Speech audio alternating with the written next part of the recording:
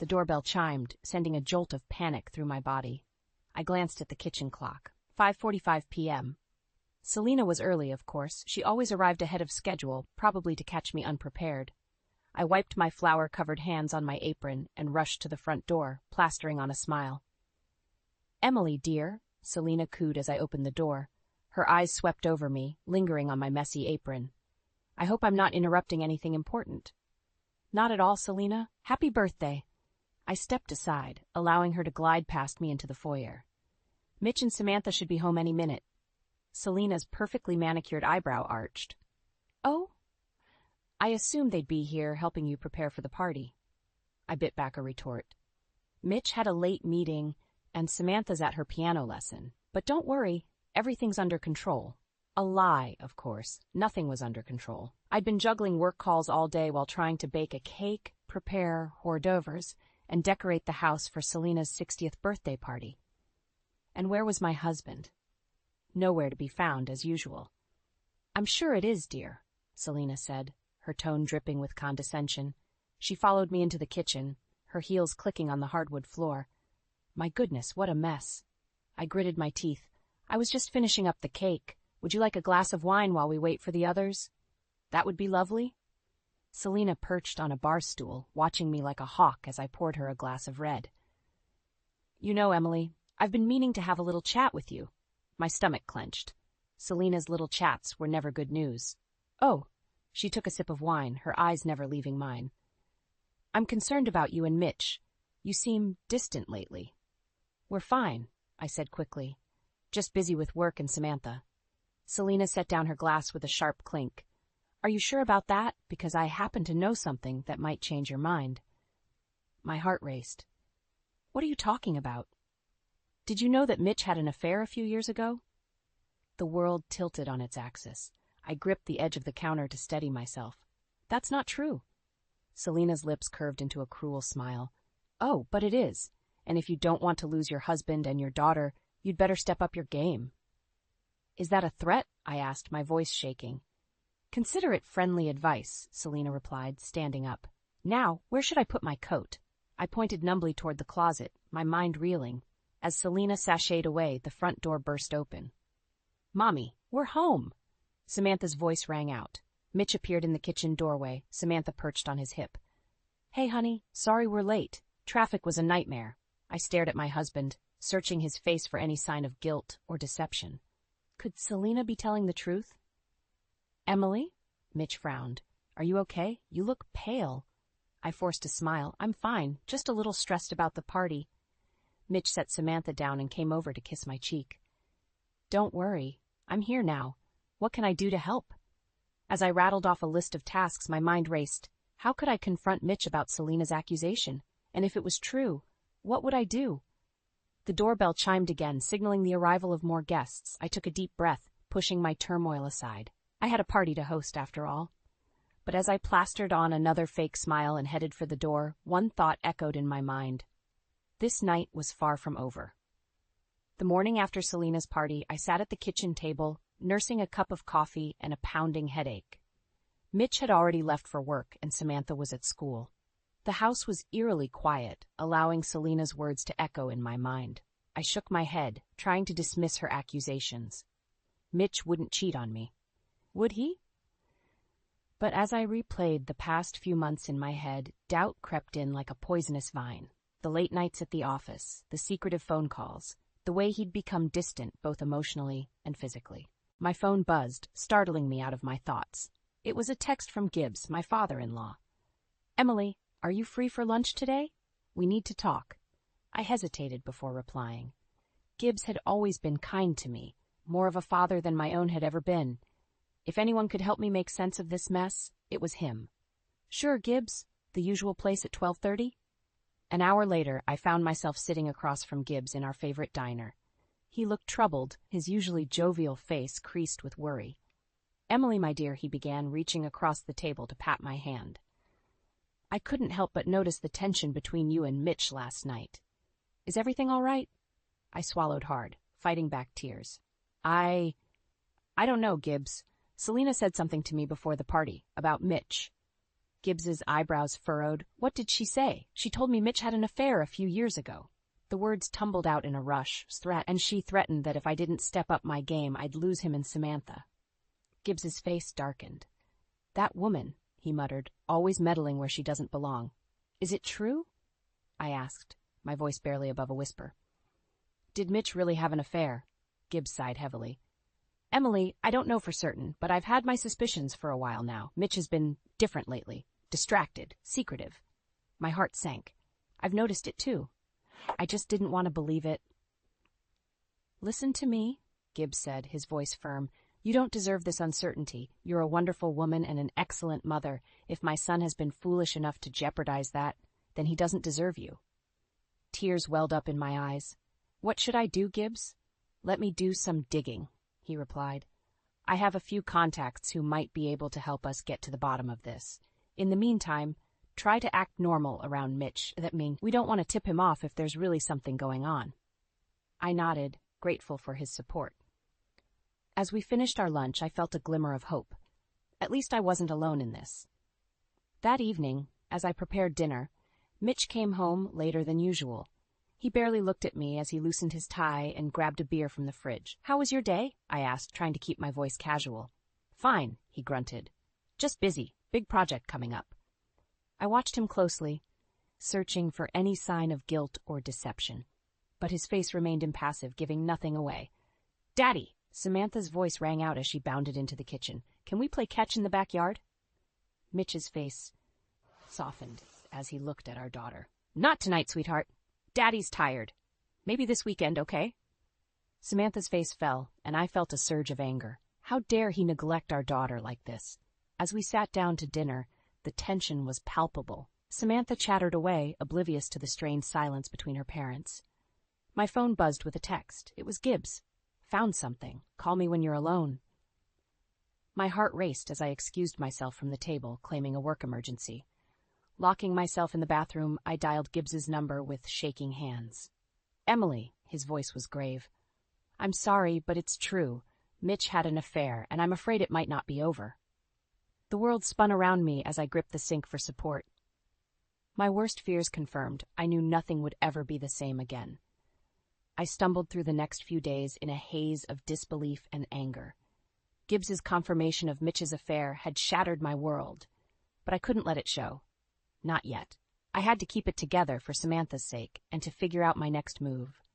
At work, I found myself staring blankly at spreadsheets, unable to focus. My mind kept replaying every moment with Mitch, searching for clues I might have missed. Emily? My boss's voice snapped me back to reality. Are you all right? You seem distracted lately. I forced a smile. I'm fine, just a bit under the weather. I'll have the Johnson account finished by tomorrow, I promise. He nodded, but I could see the concern in his eyes. I had to pull myself together before I jeopardized my career, too. That evening, I picked up Samantha from her piano lesson. As we drove home, she chattered excitedly about her upcoming recital. Mommy, will you and Daddy both come to watch me play? My heart clenched. Of course, sweetie. We wouldn't miss it for the world. But would Mitch really be there? Or would he have another late meeting with his mistress? As we pulled into the driveway, I saw Mitch's car already parked. Unusual for him to be home this early. Samantha raced inside while I lingered, steeling myself for another evening of pretending everything was normal. I found Mitch in the kitchen, pouring himself a glass of whiskey. He looked up as I entered, his eyes bloodshot and tired. Hey, he said, his voice rough. Can we talk? My pulse quickened. What about? He took a deep breath. I think we should see a marriage counselor. I stared at him, stunned. Was this his way of confessing? Or just another manipulation? Why? I asked, fighting to keep my voice steady. Mitch ran a hand through his hair. Things haven't been right between us for a while now. I thought maybe talking to someone could help. I wanted to scream, to throw his betrayal in his face. But Samantha's voice drifted down from upstairs, reminding me to stay calm. Okay, I said finally. If that's what you want. Relief flooded his face, and I felt a surge of bitterness. How dare he act like the victim here? Just then, my phone buzzed. A text from Gibbs. Need to see you. It's urgent.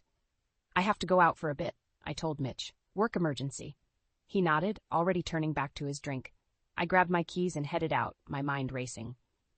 I met Gibbs at a small cafe across town. His face was grim as I sat down. "What's wrong?" I asked, fear gripping my heart. Gibbs slid a manila envelope across the table. "I'm so sorry, Emily, but you need to see this." With trembling hands, I opened the envelope. Inside were photos, dozens of them. Mitch with a beautiful blonde woman, holding hands, kissing, entering a hotel together. The timestamps showed they were taken just last week. "It's not over," Gibbs said softly. "The affair is still ongoing." I felt like I'd been punched in the gut. All this time, while I'd been agonizing over a past indiscretion, Mitch had been actively cheating on me. "There's more," Gibbs continued. "I did some digging into Mitch's finances. He's been siphoning money from your joint account into a separate one.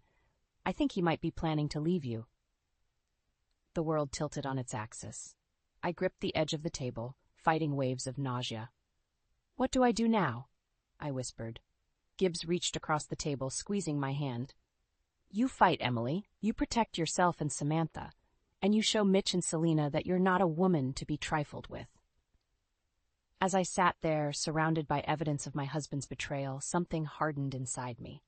The shock and pain gave way to a cold, clear anger. Gibbs was right. It was time to fight, and God help Mitch and Selena when I did. I spent the night tossing and turning. The damning photos of Mitch and his mistress burned into my mind. By morning, I had made my decision. It was time to confront him. As Mitch prepared to leave for work, I blocked the door. "We need to talk. Now." His eyes widened at my tone. "Emily, I'm going to be late." "Sit down, Mitch," I commanded, my voice ice-cold. Surprised by my forcefulness, he complied. I tossed the envelope of photos onto the coffee table. "Care to explain these?" The color drained from his face as he flipped through the images. "Emily, I can explain." "Save it," I snapped. "I know everything. The affair, the secret bank account. How long were you planning to string me along before leaving?" Mitch's shoulders slumped. "I never meant for this to happen. It just did." "That's your excuse?" "It just happened." I laughed bitterly. "What about our vows, Mitch? What about Samantha?" At the mention of our daughter, Mitch flinched. "I love Samantha. I love you both." "Clearly not enough," I retorted. "I want you out of this house, today." Panic flashed across his face. "Emily, please, we can work this out. I'll end it with her, I swear. We can go to counseling like I suggested." I was about to respond when my phone buzzed. It was Gibbs. "Emily, I'm on my way over with Selena. She needs to face this too." My heart raced. I hadn't planned on confronting Selena yet, but maybe it was better to rip off all the Band-Aids at once. "Your parents are on their way over," I told Mitch. "I think it's time we all had a little chat." Mitch paled further. "My mother? Emily, please, let's handle this privately." The doorbell cut him off. I strode to answer it, leaving Mitch sputtering on the couch. Gibbs entered first, his face grim. Selena followed, looking confused and irritated. "What's the meaning of this, Emily? I have a busy day ahead."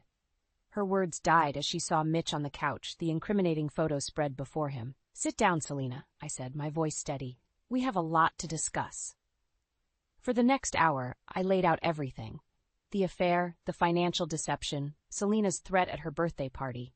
Gibbs backed me up, providing additional evidence he'd gathered. Selena's face cycled through shock, anger, and finally, a calculated calm.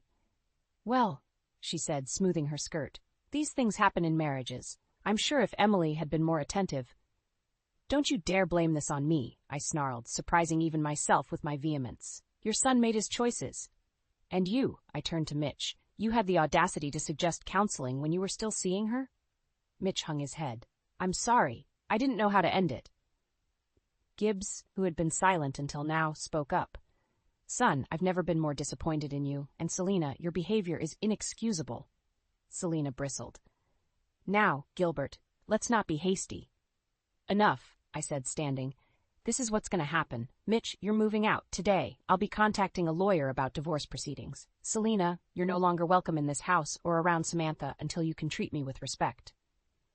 "You can't do this," Selena hissed. "We'll fight you for custody." I smiled coldly. "Go ahead and try. I have all the evidence I need to ensure that doesn't happen." As they all stared at me in shock, I felt a strange sense of calm wash over me. For the first time in years, I was taking control of my life. "Now," I said, "I suggest you all leave. I have a daughter to pick up from school and a future to plan. As I watched them file out, Gibbs lingered. I'm proud of you, Emily, he said softly. You're stronger than you know. I nodded, fighting back tears. The road ahead would be tough, but I was ready to face it. For myself and for Samantha. The days following Mitch's departure were a blur of lawyers, paperwork, and sleepless nights. I threw myself into work, desperate for any distraction from the implosion of my personal life.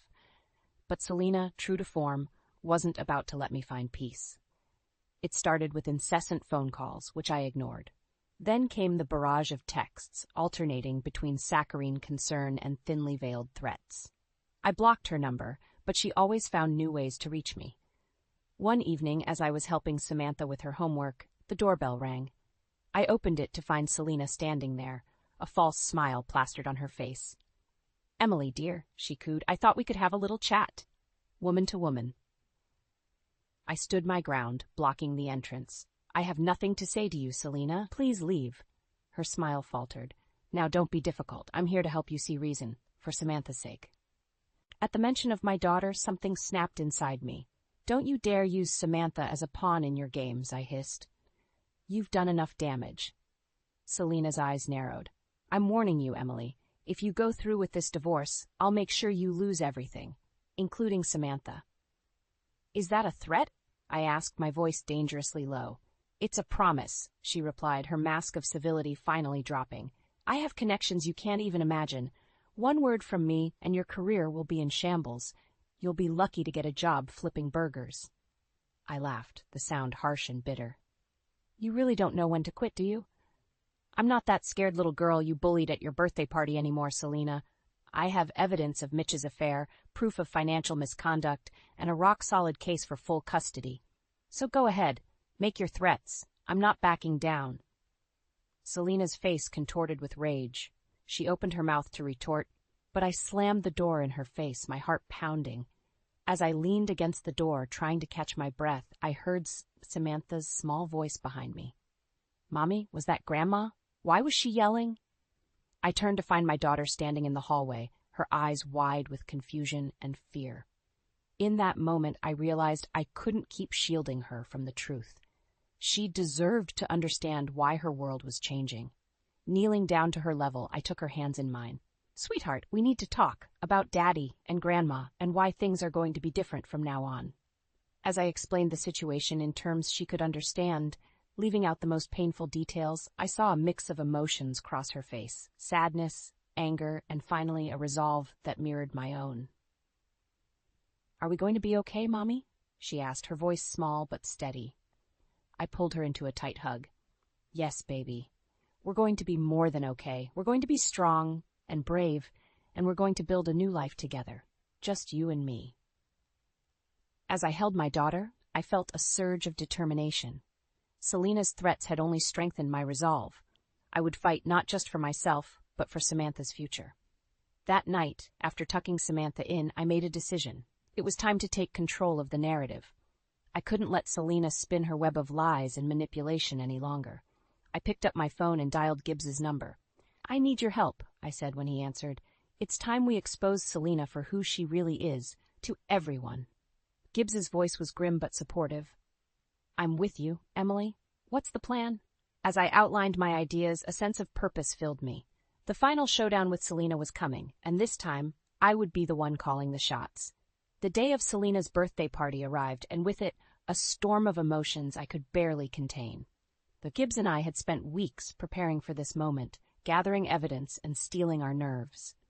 As I dressed for the party, I caught my reflection in the mirror. Determination blazed in my eyes, replacing the fear and uncertainty that had haunted me for so long. Are you sure about this, Emily? Gibbs asked as we pulled up to the Adams' sprawling estate. I nodded, my jaw set. It's time to end this, once and for all. We entered the house to find it buzzing with guests, all orbiting around Selina like planets around a toxic sun. She spotted us immediately, her eyes narrowing as she glided over. Emily, darling, she cooed, air-kissing my cheek. How brave of you to show up, and Gilbert, always a pleasure. I forced a smile. I wouldn't miss it for the world, Selina. As the evening wore on, I bided my time watching Selina hold court among her sycophants. Mitch was there too, looking uncomfortable and avoiding my gaze. The tension in the room was palpable, a powder keg waiting for a spark. Finally, as Selina prepared to make her birthday speech, I knew it was time. I caught Gibbs's eye across the room, and he gave me a subtle nod. I stepped forward, glass in hand. "Selina, before you begin, I'd like to say a few words." A hush fell over the crowd. Selina's smile faltered for a moment before she recovered. "Of course, dear. How thoughtful of you." I took a deep breath and addressed the room. "We're here to celebrate Selina's birthday, but I think it's time we celebrated something else, the truth." Murmurs rippled through the guests. Selina's eyes flashed with anger. "Emily, this is hardly the time." "It's exactly the time," I cut her off. "For years, I've watched you manipulate and control everyone around you, Selina. You've threatened me, tried to destroy my marriage, and now you're trying to take my daughter away. But no more." I turned to the stunned crowd. "What you don't know is that Mitch has been having an affair for years, with Selina's full knowledge and approval." Gasps echoed through the room. Mitch stepped forward, his face pale. "Emily, please." "Save it, Mitch." I snapped. "I have proof, text messages, photos, financial records, all showing how you and your mother conspired to deceive me and everyone else." Selina's carefully constructed mask of civility cracked. "You ungrateful little—" "I'm not finished," I interrupted, my voice ringing out clear and strong. "Selina has been embezzling money from her own charity for years. Gibbs, would you care to elaborate?" Gibbs stepped forward, producing a thick folder. "I have documentation here showing years of financial misconduct. Selina has been using the charity as her personal piggy bank, stealing from those who need it most." The room erupted into chaos. Guests whispered furiously, some edging towards the door. Selina's face contorted with rage. "You'll regret this," she hissed. "I'll destroy you, Emily. You'll never work in this town again. I'll make sure you lose everything." I stood my ground, meeting her gaze. "No, Selina, you're the one who's lost everything. Your reputation, your son's respect, and any power you thought you had over me." Suddenly, Selina lunged at me, her manicured nails clawing at my face. I stumbled backward, shocked by her ferocity. Gibbs and several guests rushed to pull her off me. "You ruined everything," Selina shrieked, struggling against those restraining her. "This was supposed to be my night." As security guards a hysterical Selina from the room, I found myself face to face with Mitch. His eyes were pleading, filled with remorse and fear. "Emily, I'm so sorry," he whispered. "I never meant for it to go this far." I looked at him, the man I had once loved, now a stranger. "It's too late for sorry, Mitch. We're done." As I turned to leave, my heart pounding and adrenaline coursing through my veins, I realized this was far from over. The real battle for my daughter, my future, and my dignity was just beginning. But for the first time in years, I felt ready to face whatever came next. The aftermath of Selina's birthday party was a whirlwind of chaos. As I stood in my lawyer's office the next day, my head still spinning from the events of the previous night, I knew the real battle was just beginning. "Emily," my lawyer Sarah said gravely, "Selina and Mitch have filed for full custody of Samantha. They're claiming you're mentally unstable and unfit to be a mother." My heart plummeted. "What? How can they do that?" Sarah sighed. "They're using your outburst at the party as evidence. Plus, they've somehow gotten hold of your work records, showing your recent distraction." I felt the room closing in on me. Everything I'd fought for was slipping away. "This can't be happening," I whispered. Just then my phone buzzed. It was Gibbs. "Emily, turn on the news. Now." Sarah flicked on the office TV and my jaw dropped. There, splashed across the screen, were photos of Mitch with his mistress. Recent photos. The headline read, "Prominent Architect's Affair Exposed." "I don't understand," I said, turning to Gibbs, who had just burst into the office. "How did this get out?" Gibbs smiled grimly. "Let's just say I have friends in high places, but that's not all." He produced a USB drive. "This contains records of all of Selina's financial misdeeds, embezzlement, tax evasion, you name it, it's all here." Sarah's eyes widened as she plugged in the drive. This changes everything." As we pored over the documents, my phone rang again. It was Mitch. Against my better judgment, I answered. "Emily, please," he begged, his voice ragged. "Call off the dogs. We can work this out." I felt a surge of anger. "Work what out, Mitch? How you and your mother tried to take my daughter away. How you've been lying to me for years." I'm sorry, he said. I never wanted it to go this far.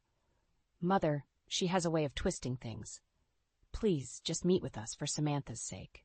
I hesitated, looking at Gibbs and Sarah. They nodded encouragingly. Fine, I said. 1 hour. At the house. When I arrived, Selena and Mitch were already there, that looking haggard and defeated. Selena's usual poise was gone, replaced by a desperate, cornered look. Let's cut to the chase, I said, sitting down. I have evidence of your affair, Mitch, and your financial crimes, Selena.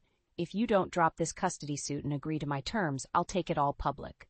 Selena's eyes flashed. You wouldn't dare. I leaned forward, my voice steel. Try me. For a moment, I thought Selena might lunge at me again. But then, something in her seemed to deflate. What do you want? She asked, her voice barely above a whisper. Full custody of Samantha, I said. Mitch can have supervised visitation. Selena, you'll step down from your charity and make full restitution, and you'll both leave us alone. Mitch looked ready to protest, but Selena put a hand on his arm. We don't have a choice, she muttered. As they signed the agreement Sarah had quickly drawn up, I felt a weight lift from my shoulders, but it wasn't over yet. There's one more thing, I said, my voice shaking slightly. I want you both to tell Samantha the truth, about everything. She deserves to know why her family is falling apart. Mitch's face crumpled. Emily, please. She's just a child. A child who deserves honesty, I replied firmly. As we called Samantha into the room, my heart raced. This was the moment that would define our future, my daughter's and mine. I watched as confusion, then hurt, then anger flashed across her young face as Mitch stumbled through his confession. When he finished, Samantha turned to me, her eyes brimming with tears. Mommy, can we go home now? I pulled her into my arms, feeling her small body shake with sobs. Yes, baby, we can go home. As we walked out, leaving Mitch and Selena behind, I knew we had a long road ahead. But for the first time in months, I felt hope. We were free and we were together. Whatever came next, we would face it as a team, just Samantha and me. 6 months after the confrontation with Mitch and Selena, I stood in our new apartment, surrounded by half-unpacked boxes. Samantha was at school, and I had taken the day off to finish settling us in. As I hung a family photo, just Samantha and me now, I felt a bittersweet pang. So much had changed, but we were finally free. The doorbell rang, startling me from my reverie. I opened it to find Gibbs standing there, a warm smile on his face. Just thought I'd check in on you two, he said, stepping inside. How's the unpacking going? I sighed, gesturing at the chaos around us. Slowly but surely. It's strange, starting over like this. Gibbs nodded, his eyes full of understanding. You're doing amazingly, Emily. I'm proud of you.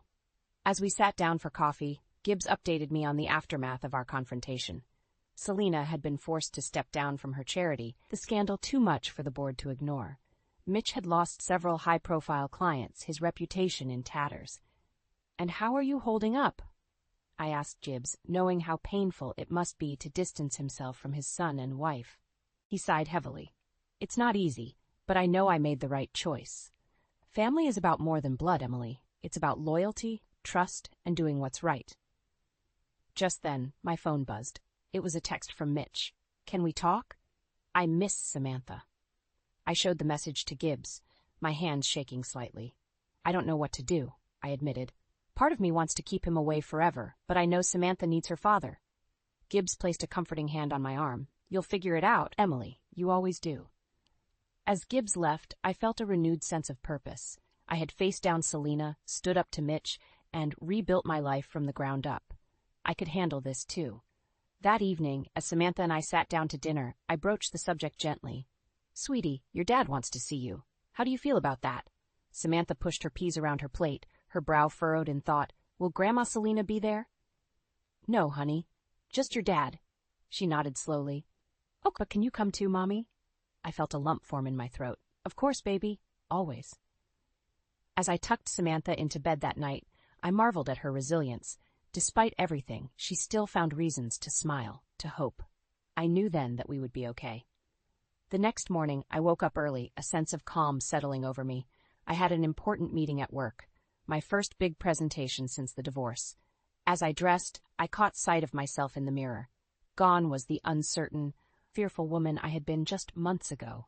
In her place stood someone stronger, wiser, and unafraid to face whatever life threw her way. At work, I nailed the presentation. My boss pulled me aside afterward, a proud smile on his face. "Emily, I don't know what's changed, but whatever it is, keep it up. You're on track for that promotion we discussed." As I drove to pick up Samantha from school, I felt a sense of accomplishment wash over me. We had weathered the storm, Samantha and I, and come out stronger on the other side. Samantha bounded into the car, her face alight with excitement. "Mommy, I got the lead in the school play." I hugged her tightly, my heart swelling with pride and love. "That's wonderful, sweetheart. We'll have to celebrate." As we drove home, Samantha chattering happily beside me, I realized that this moment of simple joy was what I had been fighting for all along. Not the big house or the perfect family image, but the freedom to be ourselves, to love and support each other without manipulation or deceit. That night, as I sat on our small balcony, watching the city lights twinkle in the distance, I felt truly at peace for the first time in years. The road ahead wouldn't always be easy, I knew. There would be challenges, co-parenting with Mitch, helping Samantha navigate her new reality, continuing to prove myself at work. But I was ready for it all. Because now I knew my own strength, and I had the unconditional love of my daughter to sustain me.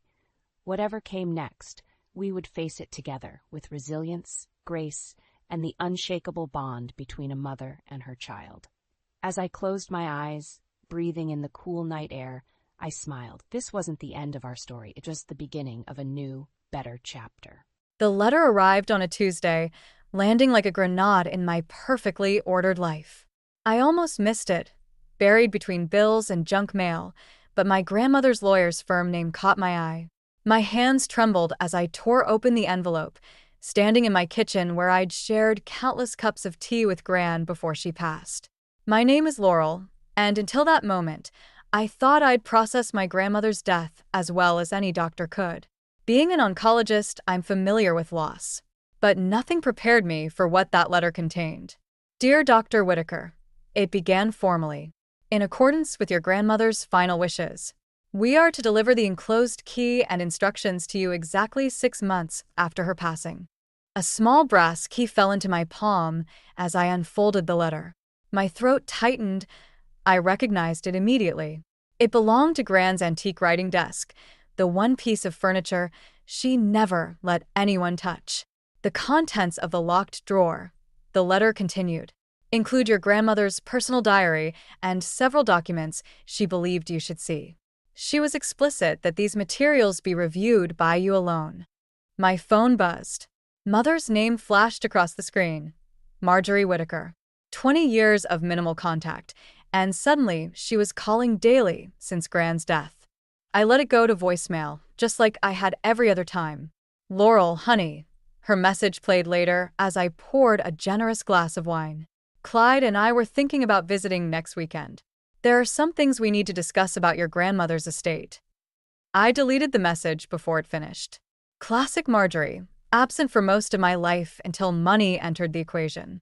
The same woman who left me with Gran when I was 12, running off with Clyde Harrington to start a new family, one without the burden of a preteen daughter.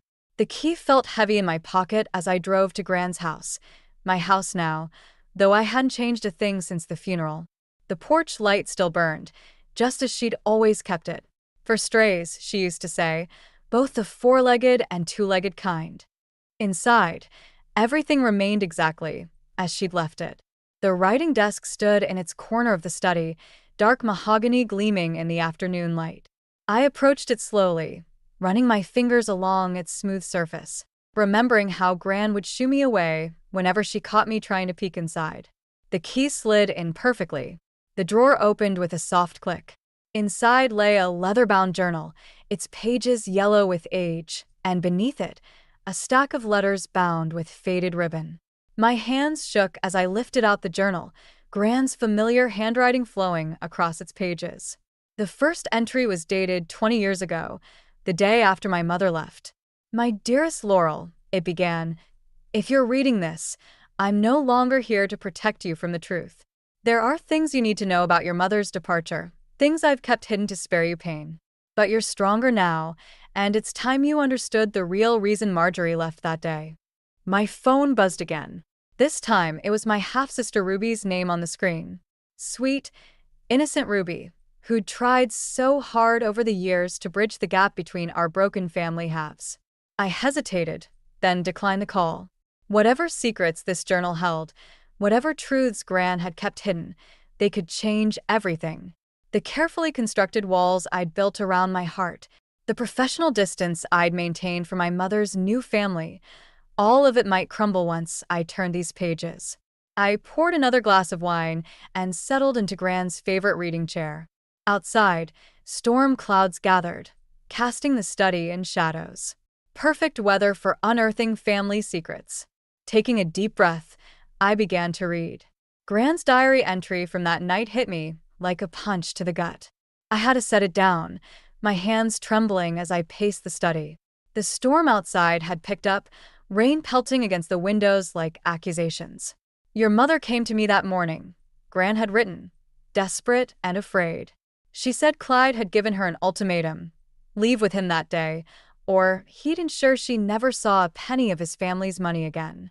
But there was more to it than that. Something darker that made her hands shake as she spoke. The entry ended there, the next page torn out. Classic Gran, leaving breadcrumbs instead of answers. I was about to close the diary when something slipped from between its pages, a photograph I'd never seen before. My mother, much younger, holding me as a baby. But it was her expression that caught me off guard. She was looking at me with such raw love it made my chest ache. The doorbell rang, startling me so badly I dropped the photo. Through the rain-streaked window, I caught a glimpse of Ruby's red umbrella. I know you're in there, she called out, her voice muffled by the storm. Your car's outside, Laurel. Please, we need to talk. I considered pretending I wasn't home, but Ruby had inherited Gran's persistence. She'd camp out all night if she had to. You look terrible, she said when I opened the door. She brushed past me, shaking water from her coat. Have you been crying? I don't cry, I said automatically, but my reflection in the hallway mirror betrayed me. What are you doing here, Ruby? Dad's planning something. She twisted her hands together, a nervous habit she'd had since childhood. He's been making calls, meeting with lawyers. I overheard him tell Mom that he's found a way to contest Gran's will. The diary suddenly felt like it was burning a hole through the desk drawer. He can't. The will is ironclad. There's something else. Ruby lowered her voice, glancing around as if Clyde might materialize from the shadows. He's got papers, old ones, from before Mom married him. I couldn't see what they were, but a crash from upstairs cut her off. We both froze, staring at the ceiling. I thought you said you were here alone, Ruby whispered. I was already moving toward the stairs, grabbing Gran's old tennis racket from the umbrella stand, the closest thing to a weapon within reach. Ruby followed close behind, her phone's flashlight beam bouncing off the walls. The noise had come from Gran's bedroom. The door stood slightly ajar, though I distinctly remembered closing it earlier. Inside, the window was open, curtains billowing in the wind, rain soaking into the carpet. And there, silhouetted against the lightning, was a figure hunched over Gran's dresser, rifling through the drawers. Stop right there, I commanded, wielding the tennis racket like a sword. The figure straightened slowly, turning to face us. In the next flash of lightning, I recognized the sharp features and perfectly styled hair, even after all these years. Hello, Laurel, said Aunt Opal, clutching a stack of papers to her chest. I was hoping to avoid this particular family reunion. What are you doing here? My voice shook with anger. How did you get in? Your grandmother gave me a key years ago. Opal's smile was razor-thin. She knew someone would need to clean up after she was gone.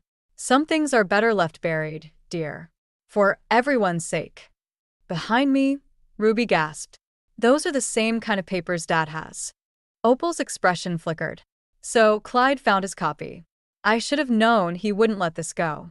She straightened her spine, every inch the proper lady she'd always pretended to be.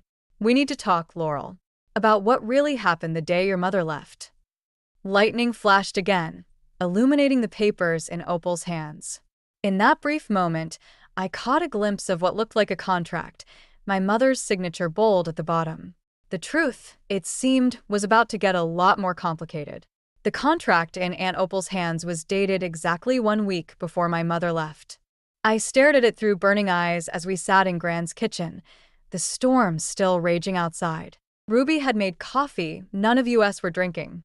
"It's a custody agreement," Opal said, sliding the papers across the table. "Your mother signed away her parental rights.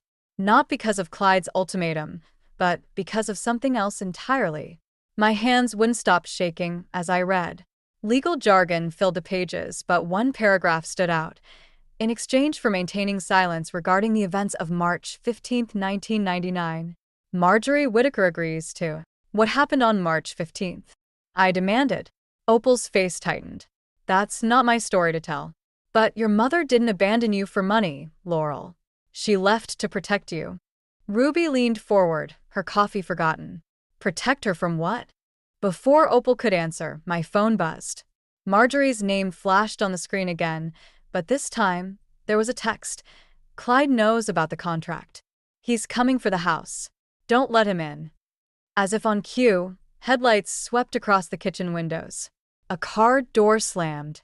"He followed me," Ruby whispered, face pale. "I'm so sorry. I should have been more careful." Opal moved faster than I'd ever seen her move, gathering the papers. "Get these somewhere safe. Now." Heavy footsteps on the porch. Then pounding on the door. "Laurel." Clyde's voice boomed through the house. "Open up. We need to discuss your grandmother's estate." I shoved the contract into Gran's recipe box and thrust it at Ruby. "Back door. Go to my apartment. Don't stop for anything." Ruby hesitated only a moment before slipping out through the kitchen. The pounding continued. "I know you're in there. Your aunt's car is outside." A pause. "Don't make me call the police, Laurel. I have documentation proving your grandmother wasn't of sound mind when she changed her will." Opal's laugh was bitter. "Documentation he fabricated, no doubt." She straightened her spine. "Let him in. It's time we ended this charade." "Are you insane?" I hissed, but I was already moving toward the door. 20 years of questions were about to be answered, one way or another. Clyde burst in the moment I turned the lock, rain dripping from his expensive coat. He'd aged since I'd last seen him, but his eyes were still cold and calculating. "Where is it?" he demanded, scanning the room. "Hello to you too, stepfather," I said, ice in my voice. "Please come in. Make yourself at home. Don't play games with me, girl. That contract could ruin everything I've built." "The contract you used to blackmail my mother?" The words felt like poison in my mouth. "Or is there another one I should know about?" Clyde's face darkened. "Your mother made her choice. She knew what would happen if she ever told you the truth about that night." "What truth?" My voice cracked. What was so terrible that she had to leave her own daughter? "The truth," a new voice said from the doorway, "about what your father really did to me." We all turned. There stood my mother, soaked from the rain, looking smaller than I remembered. But her eyes were steel as she faced Clyde. "You promised," he growled. "You signed." "I promised to stay quiet to protect my daughter," Marjorie said. "But she's not a child anymore. And I'm done letting you use my past against me." She turned to me, tears mixing with raindrops on her face. "Your father didn't die in an accident, Laurel. He was murdered. And Clyde." She took a shuddering breath. Clyde helped cover it up. The kitchen clock ticked loudly in the silence that followed. Outside, lightning flashed, illuminating all our faces in stark white. The guilty, the innocent, and those of us somewhere in between. I looked at my mother, really looked at her, and saw for the first time the weight she'd been carrying all these years. The choice she'd made wasn't about money at all. It had been about survival. Police lights flashed silently outside Gran's house as Detective Morris took our statements. It was nearly midnight, and the truth about my father's death hung in the air like smoke. Clyde had disappeared into the back of a patrol car an hour ago, leaving chaos in his wake. "Let me get this straight," Morris said, reviewing his notes. "Your father's car accident in '99 wasn't an accident at all?" My mother sat across from me, hands wrapped around a cold cup of tea. She hadn't stopped shaking. Frank was going to expose Clyde's embezzlement scheme. The brake lines in his car weren't cut by accident. I stood up abruptly, needing to move. 20 years of believing my father had died because of black ice on a dark road, and now this. Why didn't you tell someone? Why didn't you go to the police back then? Because of these. Aunt Opal spread out more papers on the table, photographs this time. They showed my father's car, but there was something else. Something that made my stomach turn. Clyde made it look like your father had been drinking. He planted evidence. Made sure your mother knew that if she talked, everyone would believe Frank died driving drunk with his 12-year-old daughter in the car. The room spun slightly. I'd been in the car that night. I remembered Dad dropping me at a friend's house just hours before the crash. He threatened to destroy Frank's reputation, my mother whispered. To make you grow up believing your father was responsible for his own death. I couldn't let that happen. Detective Morris's pen scratched across his notepad. And MS. Whitaker, Evelyn, she knew about this. Gran knew everything, I said, the pieces finally clicking into place. That's why she left me the diary. She was making sure the truth would come out after she was gone. A soft knock at the door made us all jump. Ruby stood there, still clutching Gran's recipe box with the contract inside. Dad's lawyer is here, she said quietly. He's saying there's no proof. That it's all hearsay after 20 years. The detective's face remained carefully neutral. Physical evidence from that long ago will be difficult to recover. Without a confession, there's more. My mother's voice had changed, stronger now. She reached into her purse and pulled out a USB drive. I've been collecting evidence for years. Bank records, emails, conversations I recorded. I knew someday Clyde would slip up, get too confident. When he started pushing about Evelyn's estate, I knew it was time. Morris took the drive like it might explode. You've been building a case against your own husband?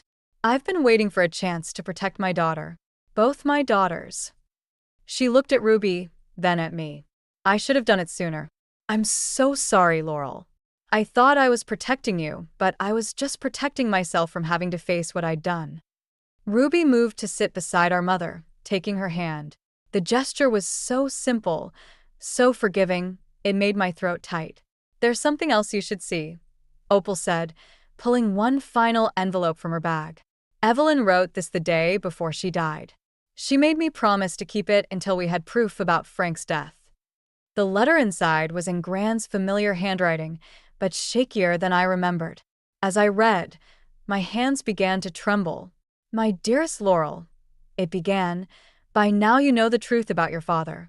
What you don't know is that he left something for you. Something Clyde has been searching for all these years. I looked up at my mother, whose eyes had gone wide with recognition. The evidence, she breathed, the original evidence of Clyde's embezzlement. Frank hid it somewhere in this house before he died. That's the real reason Clyde wanted the estate. He's still looking for it. Detective Morris was already reaching for his radio. We need to get a forensics team in here. Now. Outside, more police cars were arriving, but I barely noticed. I was already moving toward Gran's study, my mind racing. If Dad had hidden something in this house 20 years ago, there was only one place he would have put it. The same place I used to hide my own secrets as a child, behind the loose brick in the study fireplace. The loose brick slid out easily, as if it had been waiting all these years for my touch. Inside was a dusty manila envelope, sealed with my father's familiar scrawl across the front. For my Laurel, when the time is right. Did you find something? Detective Morris called from the doorway.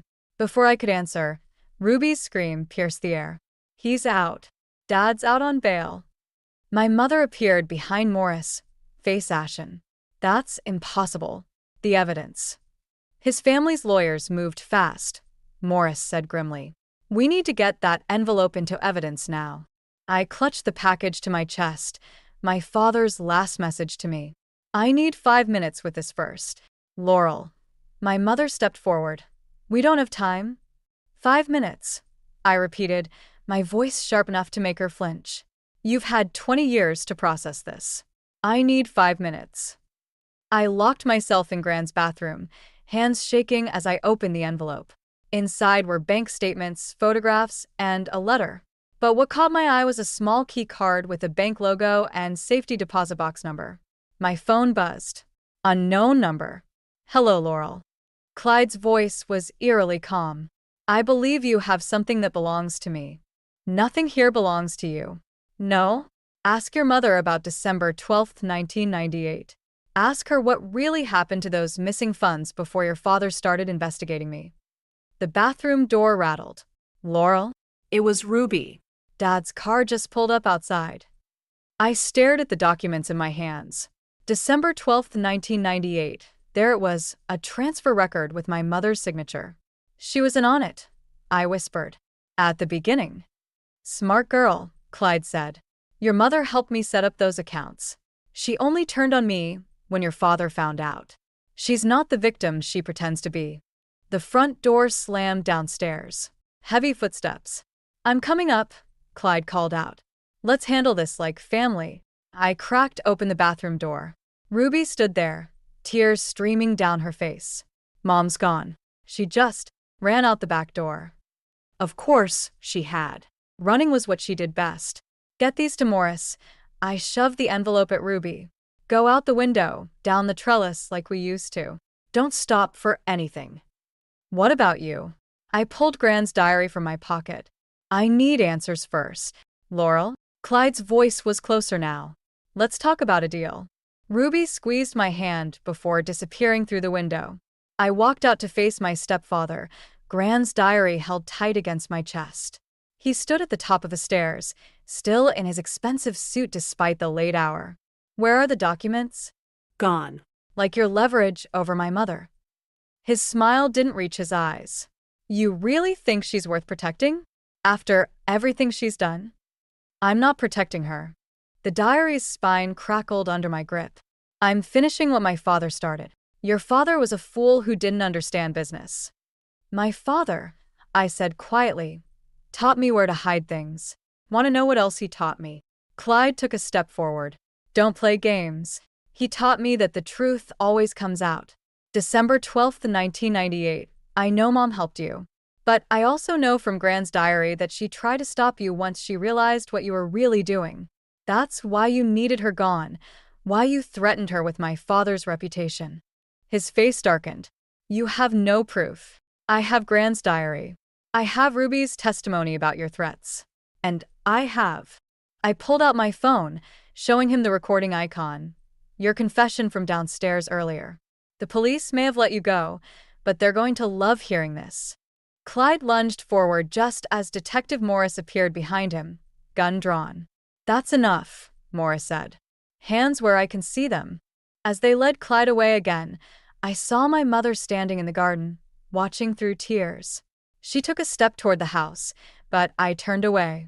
Some betrayals cut too deep for second chances. Or so I thought. 3 days after Clyde's arrest, I found myself sitting in the safety deposit box vault, staring at the contents of box 2317. My father's final evidence lay scattered before me. Photos, ledgers, and a videotape labeled insurance. But it was the handwritten confession that made my hands shake. My mother's confession, dated the day before my father died. The bank manager cleared his throat. Dr. Whitaker, your sister's here. Ruby looked exhausted as she slid into the chair beside me. Mom's asking for you. She's not doing well. She's doing exactly what she's always done, I said, spreading out the confession. Running, hiding, lying. She tried to make it right. Ruby's voice cracked. That confession proves it. She was going to turn herself in, turn Dad in too. And Dad died before she could. The words tasted bitter. How convenient. The police found something else. Ruby pulled out her phone, showing me a video. Security footage from the bank, dated December 12, 1998. My mother, younger and terrified, standing at a teller window while Clyde loomed behind her. His hand gripping her arm, hidden from the teller's view. She was his victim too, Ruby whispered. I shoved back from the table. Don't make excuses for her. She had choices. Like what? Let him kill Dad sooner? Let him come after you. Ruby's voice rose. You read Gran's diary. You know what Clyde was capable of. The diary. I'd been avoiding its final pages, afraid of what else I might learn. Afraid Gran's last words might force me to forgive when all I wanted was justice. My phone buzzed. Detective Morris. Clyde made bail again. Higher-ups intervening. Watch your back. Ruby read the message over my shoulder. He'll come for the evidence. For all of us. Let him try. I gathered the documents, but Ruby grabbed my wrist. You sound just like Dad did. Her words hit like a slap. All righteous anger and no self-preservation. Look where that got him. What do you expect me to do? Forgive and forget. I expect you to survive. Ruby's eyes filled with tears. Mom's in the hospital because she finally stood up to him. She took pills, Laurel. They're saying she might not make it. The world tilted sideways. What? She left a note. For you. Ruby pulled out an envelope, hospital letterhead visible through the thin paper. She said if anything happened to her, you'd find the rest of Dad's evidence in her old music box. The one she left behind when she abandoned me. I stared at the envelope, remembering that music box. The one that played Beethoven's Moonlight Sonata. The one I'd smashed against the wall the day after she left. Oh God. The realization hit like ice water. The pieces. I threw them away. What pieces? The music box. I destroyed it. My legs gave out, and I sank into the chair. If there was evidence inside. Ruby's phone rang. Her face went pale as she listened. We have to go. Now. Dad's been to the house. He's torn it apart looking for something, and now he's heading to the hospital. To Mom. I looked down at the confession in my hands. 20 years of anger and betrayal warred with the image of my mother, young and frightened, Clyde's hand leaving bruises on her arm. If we lose her, Ruby's voice broke. If he gets to her before she wakes up, we'll never know the whole truth. The truth. I'd been so focused on exposing it, on finally understanding why my family had shattered, that I hadn't considered the cost. Now my mother was dying, Clyde was free, and the final pieces of evidence might be sitting in a landfill somewhere, destroyed by my own teenage rage. Sometimes revenge doesn't taste like justice at all. Sometimes it tastes like ashes and regret. Let's go, I said, pocketing the confession. It's time to end this. One way or another. The hospital corridor stretched before me like a gauntlet. Ruby had gone to get security, leaving me alone outside my mother's room. Through the window, I could see her still form, tubes and wires making her look smaller than I remembered. Movement at the end of the hall caught my eye. Clyde. I slipped into the room, quietly closing the door. My mother's heart monitor beeped steadily as I pulled Gran's diary from my bag, finally opening to those last pages I'd been avoiding. I knew you'd come. I spun around. My mother's eyes were open, clear despite the medication. Save your strength, I said, moving toward the call button. She caught my wrist. The music box. Did you find it? I destroyed it. 20 years ago. A faint smile touched her lips. No. You didn't. Her voice was barely a whisper. Your grandmother? She saved the pieces. Built a false bottom. In her jewelry box. The door opened. Clyde stood there, his expensive suit incongruous against the sterile hospital walls. Family reunion? His smile didn't reach his eyes. How touching. It's over, Clyde. I positioned myself between him and the bed. We have everything. The confession, the bank footage, Dad's evidence. You have pieces of a puzzle you don't understand. He closed the door behind him. Your father was going to destroy everything I'd built. Your mother helped me stop him. She was trying to protect me, I said, but doubt crept in. You threatened her. Did I? He pulled out his phone, showing me an old email. From my mother to him, dated the day before Dad died. Read it. My hands shook as I took the phone. Meet me at the usual place. Frank suspects nothing. Everything's arranged. No. My mother's voice was stronger now. Show her the rest. Clyde's face darkened. Marjorie? The rest of the email thread, she insisted. The part where you threatened to hurt Laurel if I didn't help you. The part where you admitted to tampering with Frank's car. A commotion erupted in the hallway. Ruby's voice raised an argument with hospital security. It doesn't matter now. Clyde moved closer to the bed. None of you will testify. Not if you want to keep your medical license, Laurel. Did you think I wouldn't find out about those prescriptions you wrote for your grandmother? The ones that helped ease her passing? My breath caught. Gran's last days. The pain medication. Leave her alone. My mother struggled to sit up. I've already sent copies of everything to the police. Everything, Clyde. Including what you did to your first wife. The monitor's beeping accelerated as Clyde reached for my mother. I moved without thinking, years of suppressed rage finally finding their target. The diary flew from my hands as I shoved him back, papers scattering across the floor. Among them, fluttering like leaves, were photographs. Not from the music box or Dad's evidence, but from Gran's diary. Photos of a young woman, bruised and frightened. Clyde's first wife. Gran knew, I whispered. She knew all along. She tried to warn Frank. My mother's voice cracked. That's why I had to choose. You or him. I chose you. Clyde lunged for the photos, but the door burst open. Ruby stood there with Detective Morris and 2 officers. Actually, Ruby said, holding up her phone, you chose all of us. She'd been recording everything. As they led Clyde away, I picked up Gran's diary. The final entry was short. Sometimes the greatest act of love is letting go of revenge. Forgiveness isn't weakness, my dear Laurel. It's the strength to build something new from the ashes of what was lost. My mother's hand found mine, warm despite everything. I never stopped loving you, she whispered, even when I had to let you hate me. Outside, the sun was rising, painting the hospital room in shades of gold and shadow. Sometimes the light shows us things we couldn't see in the dark, like the difference between justice and revenge, or the fine line between love and sacrifice.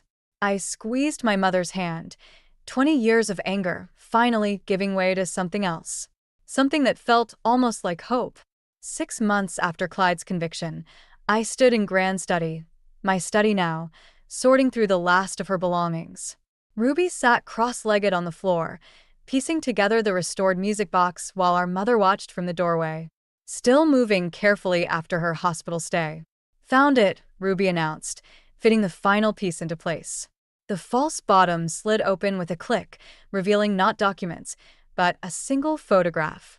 My father holding me as a baby, my mother beside him, all of us laughing at something just out of frame.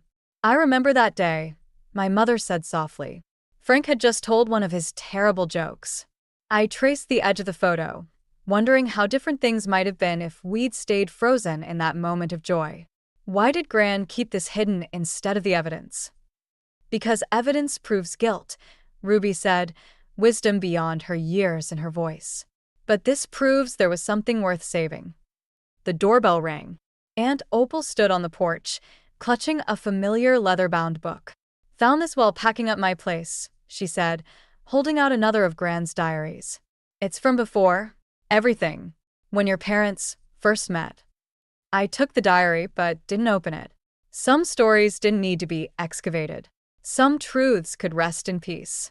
I'm selling the house, I announced suddenly. 3 pairs of eyes turned to me in surprise. But it's your home, my mother protested. Everything you fought to protect was never about the house. I moved to the window, watching shadows stretch across Gran's garden. It was about understanding why. Why you left, why Dad died, why Gran kept so many secrets. But understanding doesn't mean we have to live in the shadow of those choices forever. Ruby stood, brushing dust from her jeans. Where will you go? There's a practice opening up near the coast. They need an oncologist. I turned back to my family, this patchwork of broken pieces we were slowly fitting back together. It's only an hour away. Close enough for Sunday dinners, far enough to start fresh. My mother's hands trembled as she picked up the music box. When she wound it, Moonlight Sonata filled the room, each note carrying echoes of the past. Your grandmother wrote something else, Opal said quietly. In that last diary.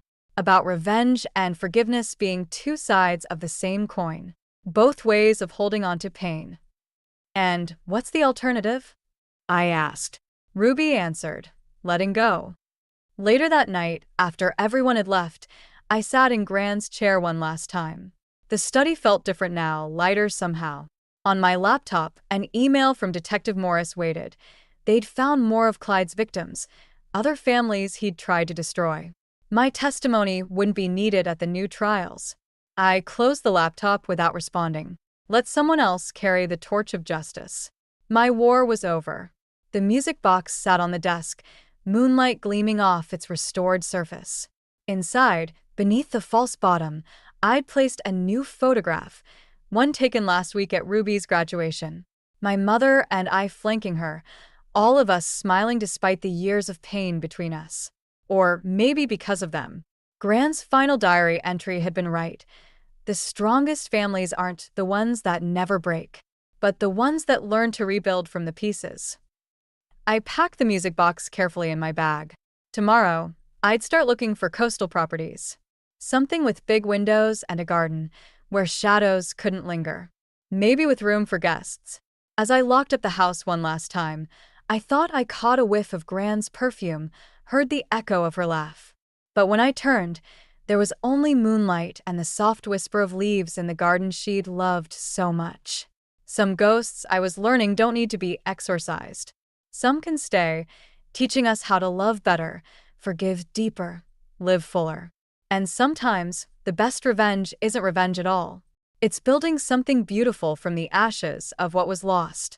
I drove away from my grandmother's house for the last time, the music box safe beside me, carrying its cargo of broken melodies and new beginnings.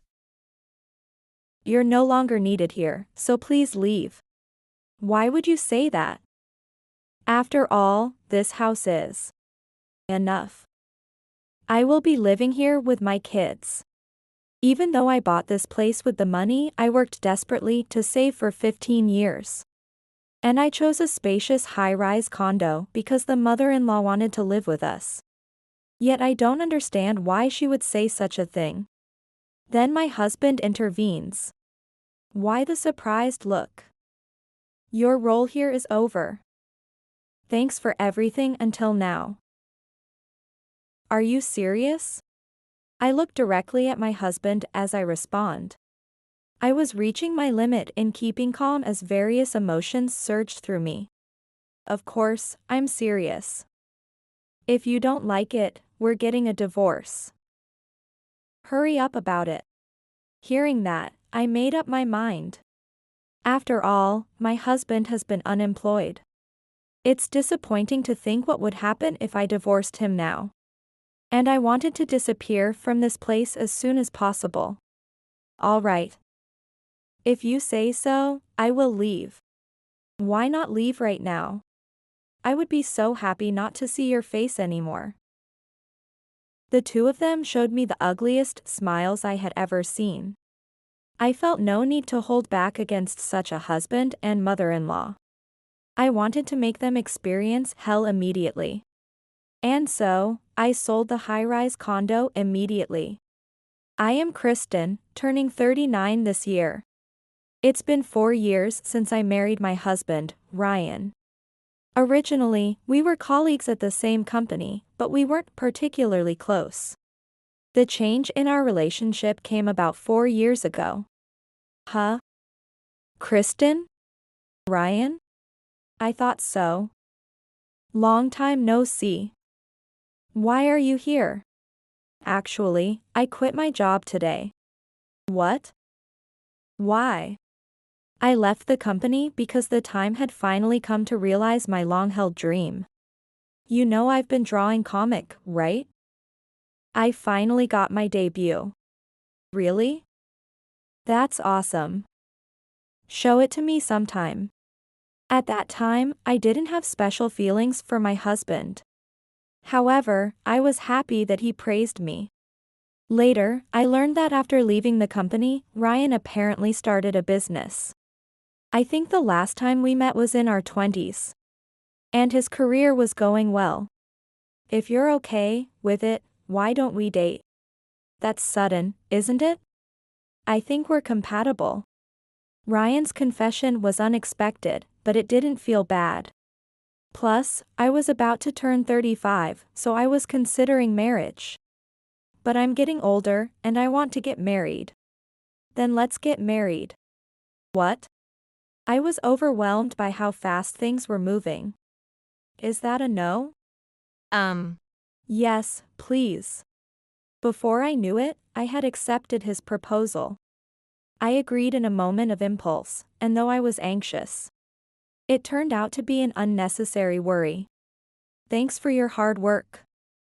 Here, have some coffee. Thank you. Are you pulling an all-nighter again? Yeah. The deadline is close. Don't push yourself too hard. Our married life and my work were going well. In fact, things were going so well that I wondered if it was really okay. Ryan understood my work and managed the household chores when I was busy. However, there was one thing that bothered me. By the way, how has work been recently? Oh, it's fine. I've had some time recently. Why do you ask? You've been coming home early recently, and you've been doing all the housework. I do it because I like to. Don't worry about it. All right. We used to talk about work, but I hadn't heard any work-related talk from him for weeks. I trusted that he was fine, so I didn't probe any deeper. Looking back, maybe that was a mistake.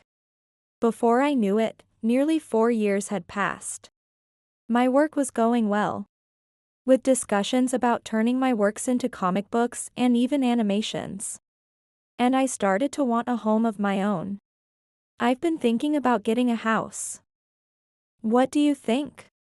A house? Sounds good. Oh, but what's wrong? Ryan looked down, his expression apologetic. I braced myself for something bad. I know this is sudden, but could my mom move in with us? Your mother? Yeah. She's alone now, and I'm a bit worried about her.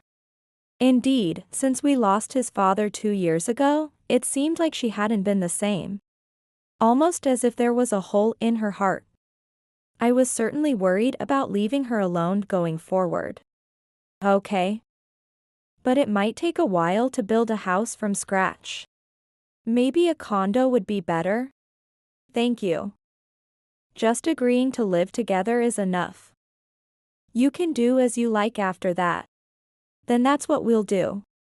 And so, between work, I visited various condos. Since we were going to live together, I wanted something spacious and comfortable. After all, there was also the savings I had accumulated over the past 15 years through diligent budgeting.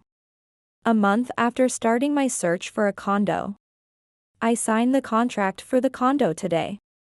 Really? What kind of place did you choose? This one. I showed my husband the brochure for the condo I had contracted. I was confident he would be pleased. Isn't this a high-rise condo? Yes, it is. I thought we might as well. My husband probably hadn't expected me to choose a high-rise condo. He was surprised, but his eyes sparkled like a child who had just received a new toy. Mom will be pleased with this too. I hope so. With this, a new life with the mother-in-law was about to begin. And I felt a mix of slight anxiety and great anticipation. However, I would soon realize that it was a mistake as soon as we started living with the mother-in-law. Kristen, thank you for this. It's like a dream to live in such a nice place. It's nothing. I just did what anyone would. Things went smoothly for a while, but after 3 months, the mother-in-law's attitude changed significantly. Could you clean my room? My back hurts a bit. I'm sorry, Mother, I have work. Then the mother-in-law spoke words devoid of any previous kindness. Huh? Work? You just hole up in your room all day, don't you? And you leave all the housework to Ryan, right? That's something Ryan and I discussed and decided. Excuses, excuses. Just do it now, please. I couldn't understand why she had changed her attitude so drastically. The only thing I knew was that not following her instructions would lead to more trouble. So, I cleaned the room thoroughly as she demanded. Well, I'll be in the living room. Let me know when you're done.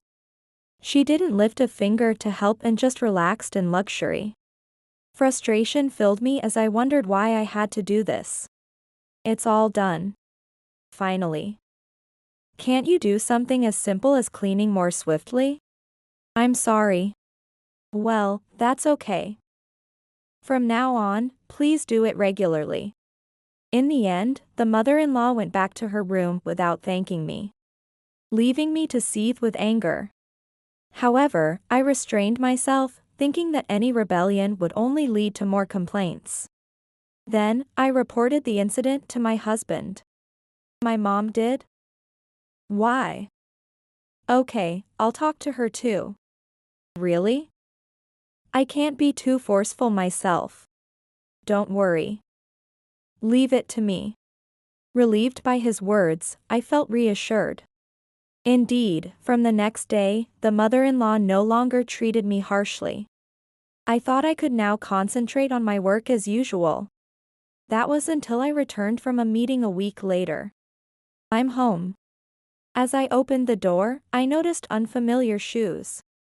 Walking towards the living room, I could hear voices. By the way, where's Kristen today? Oh, she's at a meeting. But it's amazing, right? To become a hit comic artist at her age. Yeah. It is. Why do you sound so proud? It turned out that the visitor was Ryan's sister, Sarah. Just as I was about to open the door. Speaking of Mom, she's been quiet lately, hasn't she? Oh. Yes. It's funnier to let her feel secure and then knock her down suddenly. And Ryan, you feel the same, right? Because if she can't work, it's a problem. Kristen is our breadwinner, after all. Oh, that's true. I was frozen in place, devastated not just by the conversation, but by the realization that my husband and mother-in-law were conspiring together. What followed was truly a hellish time. Did you talk to her about that thing? About work? I didn't think it was necessary to mention it. You really are something. Sarah innocently asked Ryan, not understanding what was being discussed. I was curious to hear what Ryan would say next. What? What do you mean? Tell me too. Can't be helped. Actually, the company I was running went bankrupt right after Kristen and I got married. What? You've been quiet about that? That's the worst. I've had my share of troubles. But I got lucky. I never thought that suggesting living with Mom would lead to signing for a high-rise condo. I was surprised when Ryan told me. More than being shocked, I felt anger towards the deception. The thought of them living peacefully while hiding this from me even made me nauseous. I regretted never addressing the changes in my husband earlier. I thought about how I could not keep regretting this forever and considered when to leave. But maybe it's about time? Perhaps. About time for what? Well, that's for next time's fun. What? Unable to listen anymore, I swung the door open. They clearly did not expect me to return and froze like statues. What's wrong? I replied sarcastically, observing my husband and mother-in-law, who clearly were flustered. I nearly burst out laughing but managed to restrain myself. You scared me. If you were back, you should have said something. I did say I'm home, but maybe you were too caught up in your conversation? Well, it's fine. Kristen, come sit here. Let's have some coffee together. Yes, thank you. I then engaged in trivial conversation. It had been a long time since I had spent such a dull moment. About an hour later, Sarah prepared to leave. Well, I'm going to head back now. You could stay a bit longer.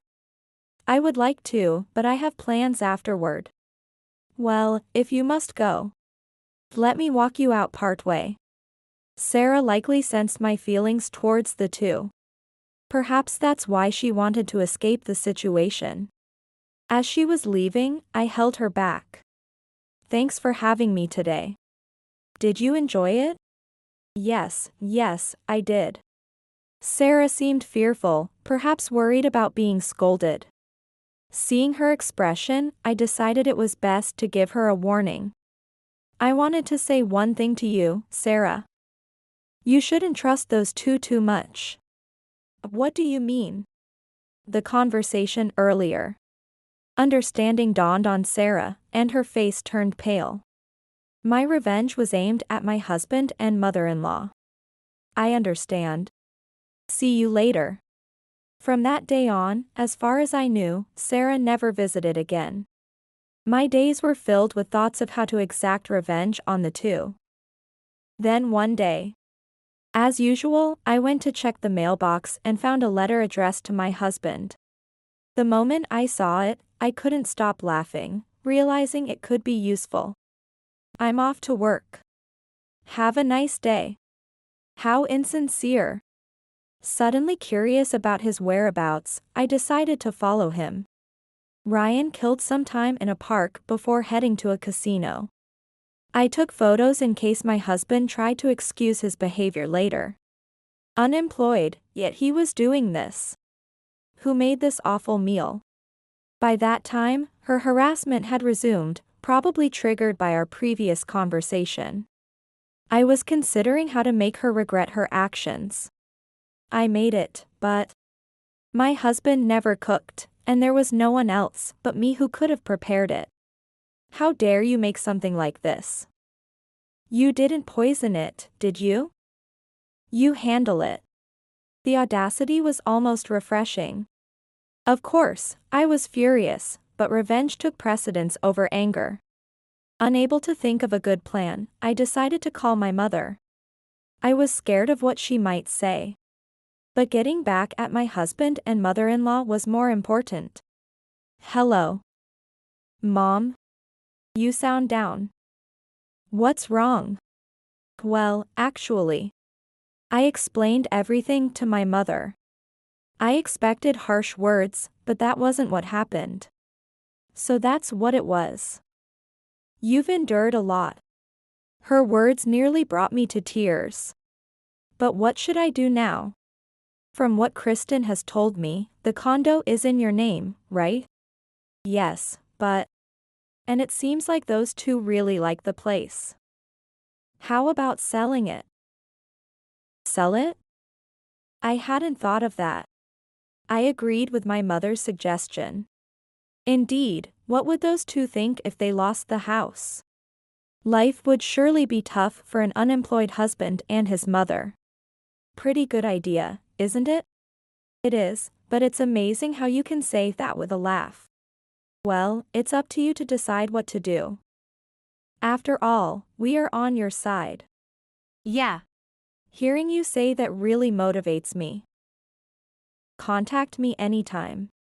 I kept thinking about the advice from my mother. Then, one evening after dinner while I was cleaning up, my husband said he needed to talk. As instructed, I sat on the sofa, but my husband and mother-in-law were smirking. I had a bad feeling about this. So, what did you want to talk about? Then the mother-in-law spoke up. You are no longer needed here, so please leave. Why would you say that? This house is. The mother-in-law cut me off, not caring about my irritation, and continued speaking one-sidedly. Enough. I will be living here with my kids. Why with your kids? That's when I remembered the conversation they had that day at the house. This must have been the fun the mother-in-law was talking about. Then, my husband chimed in. Why the surprised look? Your role here is over. Thanks for everything until now. Are you serious? I look directly at my husband as I respond. I was reaching my limit in keeping calm as various emotions surged through me. Of course, I'm serious. If you don't like it, we're getting a divorce. Hurry up about it. Hearing that, I made up my mind. After all, my husband has been unemployed. It's disappointing to think what would happen if I divorced him now. And I wanted to disappear from this place as soon as possible. I had been preparing for such a moment.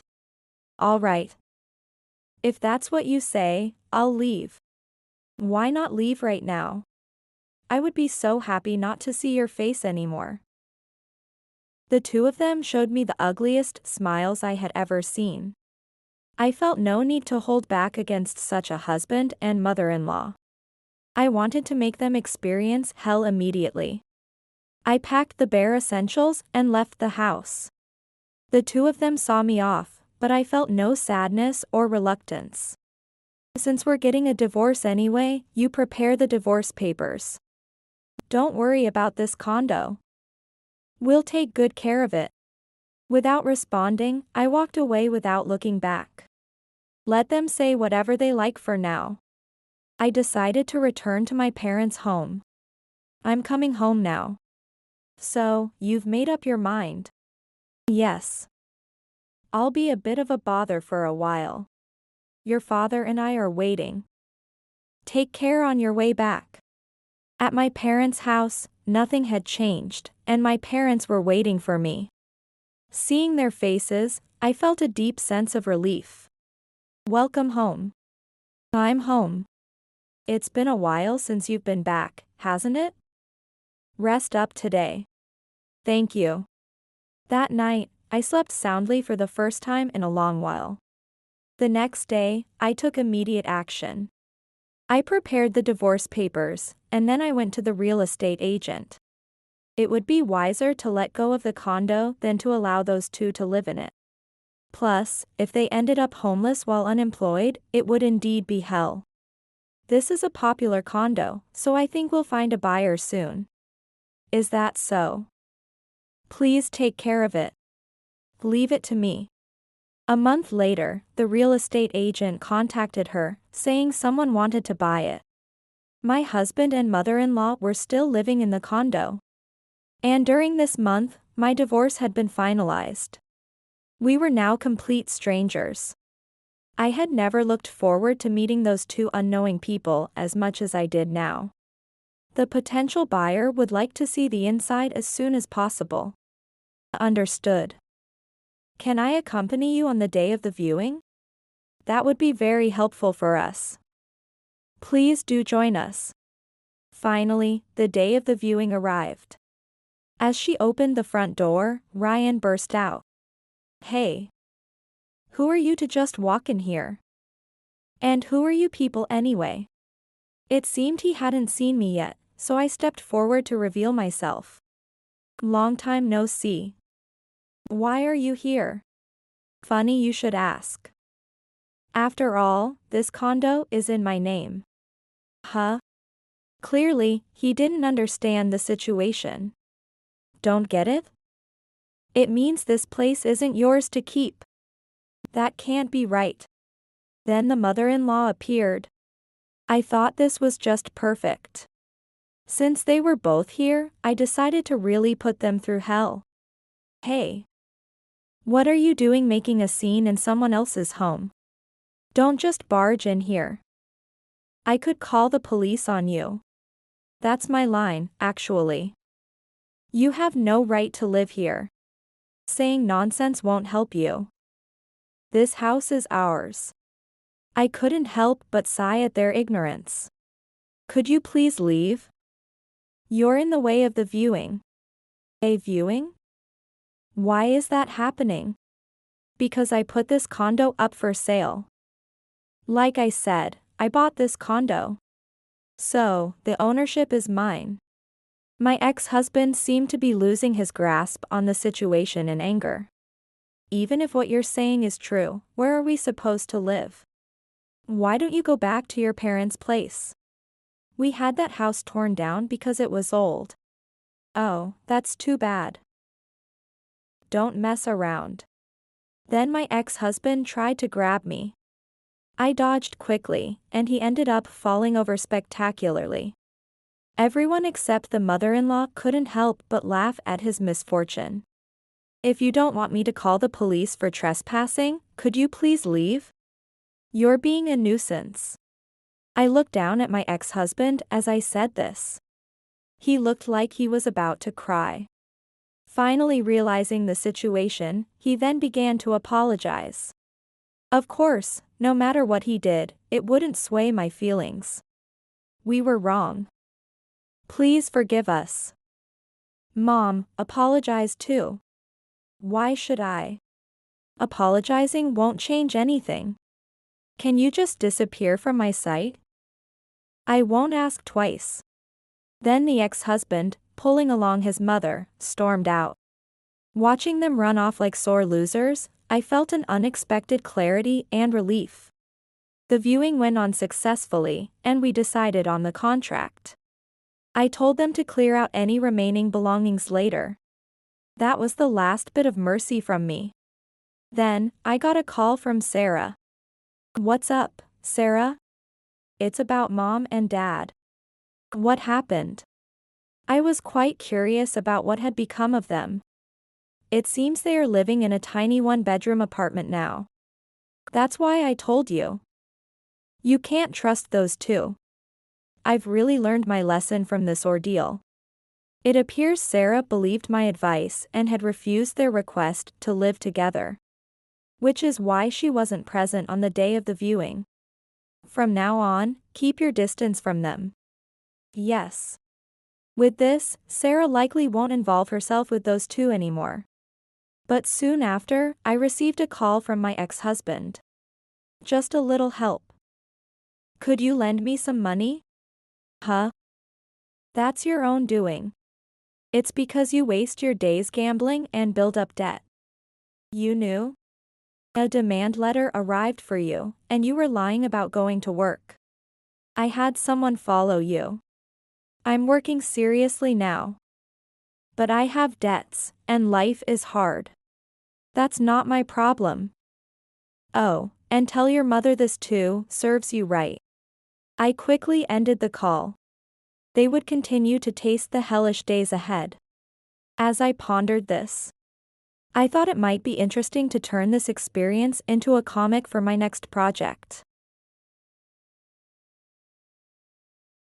The moment I stepped into the baker's grand foyer, I knew I was in for a battle. The air was thick with the scent of lemon polish and judgment. My soon-to-be mother-in-law June stood at the top of the sweeping staircase, her eyes narrowing as they locked onto me. "So you're the girl who's ensnared my Travis," she said, her voice dripping with disdain. I forced a smile, determined not to let her see how much her words stung. "It's lovely to meet you, Mrs. Baker. I'm Eliza." Travis squeezed my hand reassuringly as we ascended the stairs. I could feel June's gaze burning into me with each step. "Mother, please," Travis said, his tone a mix of exasperation and pleading. "We've talked about this. Eliza is my fiancée, and I love her." June's lips tightened into a thin line. "Of course, dear. I'm simply getting to know the woman who's captured your heart." We followed her into an opulent sitting room where Travis's father, Robert, was waiting. He stood and greeted me with a warm smile that didn't quite reach his eyes. I could tell he was trying to diffuse the tension, but even he seemed wary of his wife's mood. "Welcome, Eliza," Robert said, gesturing for us to sit. "We've heard so much about you." "All good things, I hope," I replied, attempting to lighten the mood. June sniffed. "That remains to be seen." Travis shot his mother a warning look. "Mother, please, we're here to celebrate our engagement, not interrogate Eliza." "Oh, but darling," June said, her voice sickeningly sweet, "I simply want to know more about the woman who's going to be part of our family. Is that so wrong?" I took a deep breath, steeling myself. "What would you like to know, Mrs. Baker?" June's eyes glittered dangerously. "Well, for starters, what exactly are your intentions with my son?" "My intentions?" I repeated, caught off guard by the directness of her question.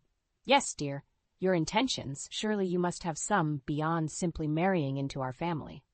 Travis interjected. "Mother, that's enough. Eliza and I love each other.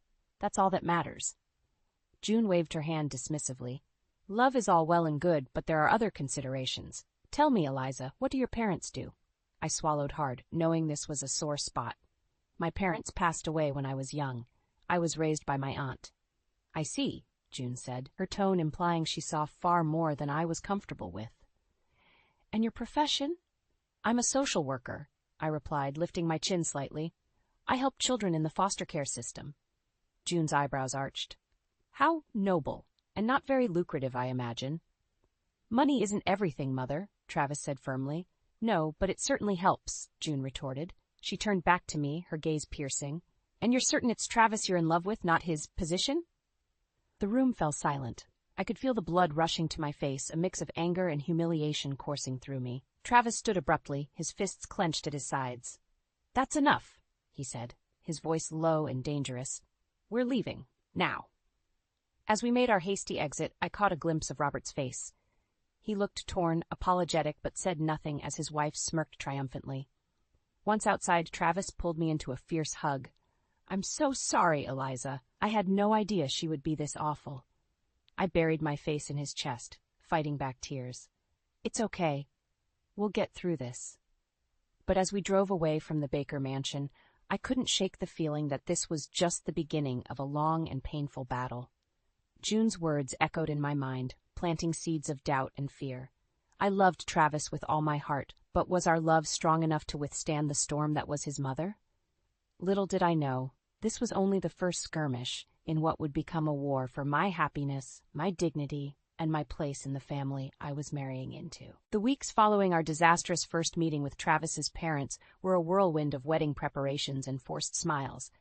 I tried to push the memory of June's hostility to the back of my mind, but her words haunted me like a persistent shadow. Honey, are you sure you want peonies for the centerpieces? Travis asked, snapping me out of my thoughts. We were at the florist's, surrounded by a rainbow of blooms. I nodded, forcing a smile. They're perfect. Travis frowned, sensing my distraction. Is everything okay? You've been quiet lately.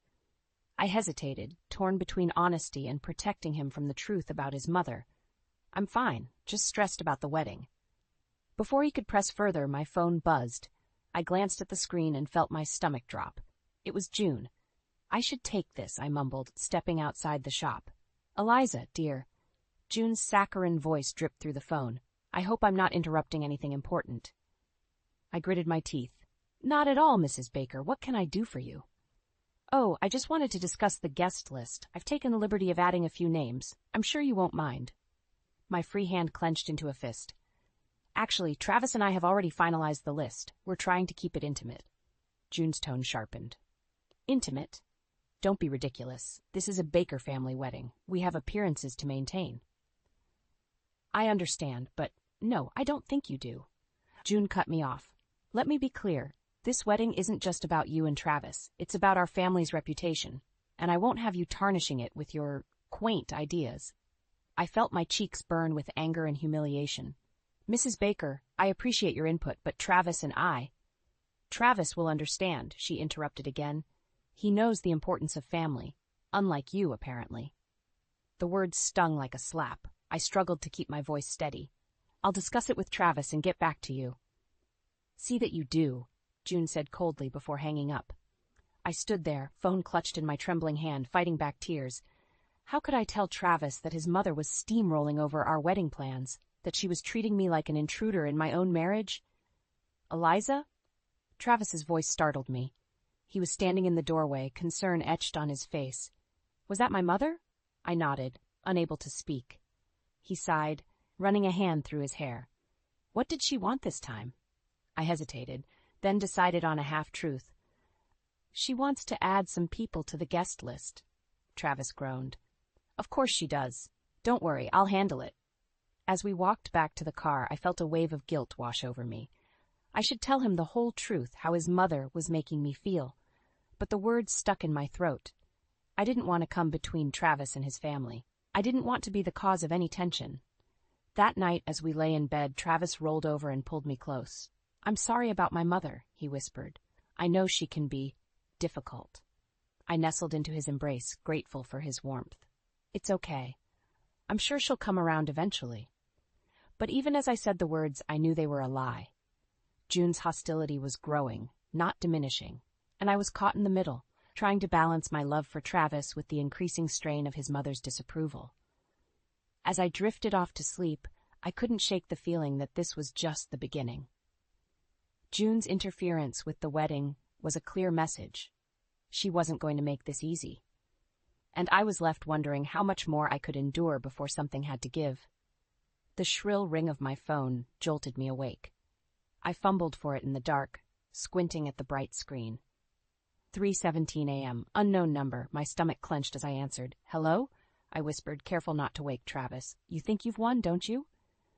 June's voice, cold and sharp, sliced through the silence. I sat up, fully alert now. "Mrs. Baker? What's wrong?" "Don't play innocent with me," she hissed. "I know what you're after. You won't get away with it." My heart raced. "I don't understand. What are you talking about?" "My son, my family, our reputation. You're nothing but a gold digger trying to worm your way into our lives."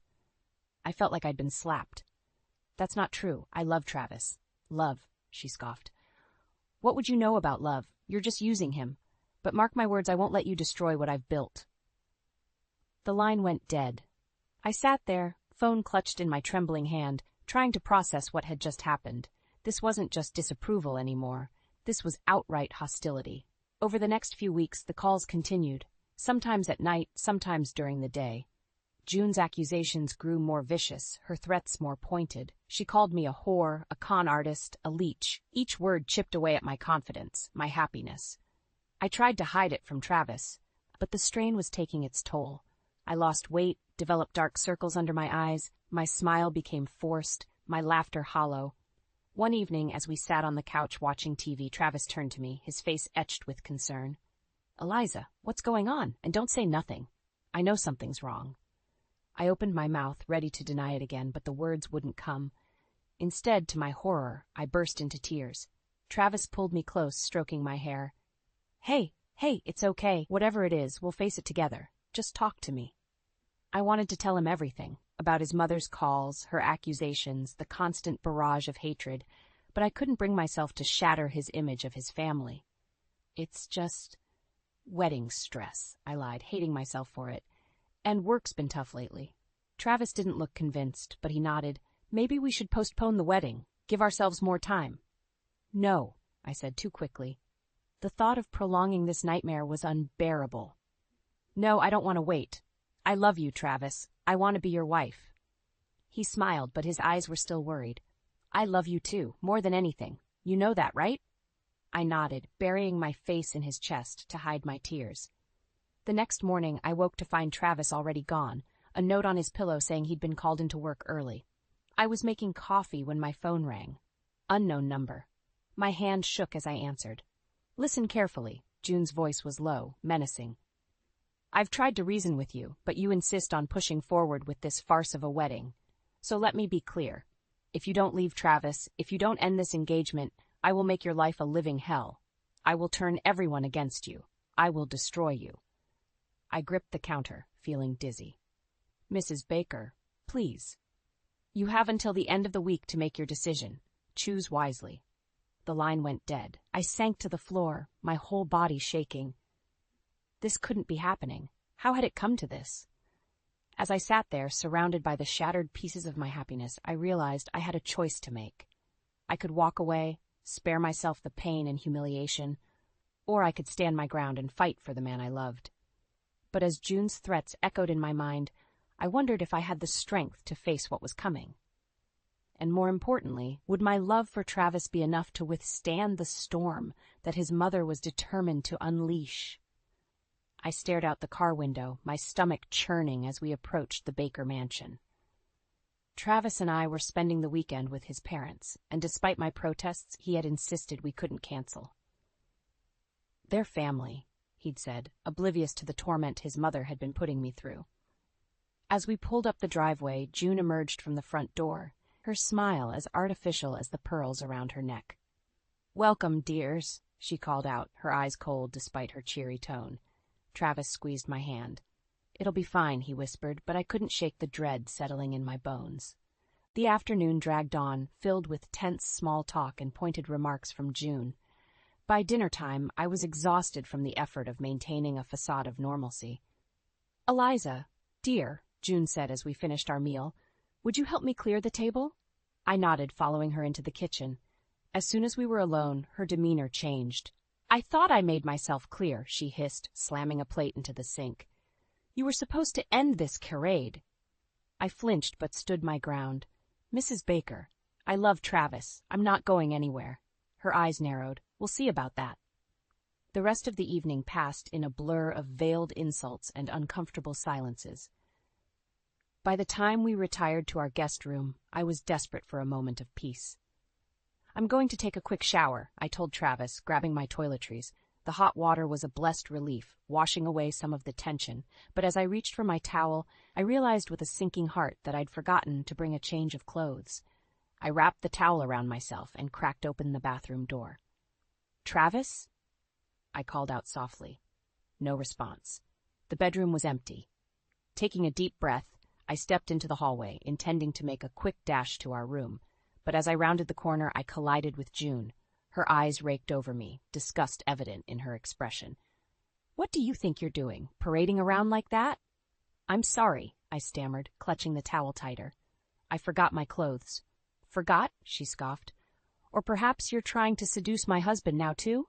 I gasped, shocked by the accusation. "Of course not. I would never." "Save your lies," June snapped. "I won't have you flaunting yourself in my house. The bathroom down here is off limits to you for the rest of your stay. Use the one in the pool house if you must." "But it's freezing outside," I protested, shivering at the thought. "Then I suggest you hold it," she said coldly, before turning on her heel and marching away. I stood there, humiliated and shaking, tears threatening to spill over. This was a new low, even for June. How could she be so cruel? I hurried back to our room, relief washing over me as I saw Travis had returned. But as I entered, his expression changed from smile to concern. "Eliza, what's wrong? You're shaking." I opened my mouth, ready to finally tell him everything. The calls, the threats, and now this latest indignity. But June's voice floated up from downstairs, saccharine sweet as she called out, "Travis, darling, could you help your father with something in the study?" Travis hesitated, looking torn between responding to his mother and comforting me. "Go," I said softly, forcing a smile. "I'm fine, just a bit chilly from the shower." He nodded, still looking uncertain, and left the room. As soon as the door closed behind him, I collapsed onto the bed, silent sobs racking my body. This couldn't go on. June's behavior was escalating, becoming more overt and cruel. I couldn't keep protecting Travis from the truth about his mother. Something had to give. As I lay there curled up and shivering, I made a decision. Tomorrow, I would confront June. I would demand an end to this torment, even if it meant risking everything I had with Travis. Because if I didn't stand up for myself now, I feared I might lose myself entirely in the process. Little did I know, my confrontation with June would set in motion a chain of events that would change all our lives forever. I woke up early the next morning, my resolve to confront June warring with the knot of anxiety in my stomach. As I crept downstairs, hoping to gather my thoughts over a cup of coffee, I heard hushed voices coming from the kitchen. "Can't keep treating her like this, June." It was Robert, his usually gentle tone tinged with frustration. I froze, my heart racing. Were they talking about me? "I'm only trying to protect our son," June hissed back. "That girl is not right for Travis. She'll ruin everything we've built." "You're the one who's going to ruin everything if you don't stop this madness," Robert replied. I leaned closer, barely breathing. "Madness?" June scoffed. "I'm the only one seeing clearly. She's after our money, our status. Travis is too blinded by her act to see it." "Enough." Robert's voice rose sharply. "Eliza is a kind, hard-working young woman who loves our son. Your behavior is inexcusable." There was a clatter of dishes, then June's cold reply, "You're as fooled as Travis. But mark my words, I'll make her show her true colors. One way or another, I'll get rid of her." I stumbled back, my mind reeling. June's hostility ran deeper than I'd imagined. And Robert? He was defending me? Lost in thought, I didn't notice Robert leaving the kitchen until we nearly collided in the hallway. "Eliza!" he exclaimed, surprise and concern flashing across his face. "Are you all right? You look pale." I opened my mouth, intending to make an excuse, but instead, weeks of pent-up anguish came pouring out. I heard you and June talking, I confessed, my voice barely above a whisper. Mr. Baker, I swear I'm not after Travis's money. I love him, truly. I would never. Robert's face softened. He gently guided me to a nearby sitting room, closing the door behind us. Eliza, my dear, I know. I've seen how you look at Travis, how happy you make him. June's behavior is inexcusable. Tears welled up in my eyes. She hates me, I choked out. The things she's said, the way she's treated me, I don't know what to do anymore. Robert's brow furrowed. What do you mean? Has June done something specific? The floodgates opened. I told him everything. The threatening phone calls, the accusations, the incident with the bathroom. With each revelation, Robert's expression grew darker. I had no idea it had gone this far, he said when I finished, his voice heavy with regret. Eliza, I'm so sorry. This ends now. I'll talk to June. Make her see reason. Hope flickered in my chest, but doubt quickly extinguished it. I don't think that will work, I said softly. She seems determined to get rid of me, no matter what. Robert was quiet for a moment, then he squeezed my hand. Then we'll tell Travis. He needs to know what's been happening. Fear gripped me. But what if he doesn't believe me? What if it tears the family apart? Eliza, Robert said firmly, you are family now, and families protect each other. Travis loves you. He'll believe you. As we sat there, the weight of the decision before me felt overwhelming. Tell Travis and risk shattering his relationship with his mother? Or continue suffering in silence, letting June's cruelty eat away at my happiness? Robert seemed to sense my internal struggle. You don't have to decide right now, he said gently. But know that you're not alone in this anymore.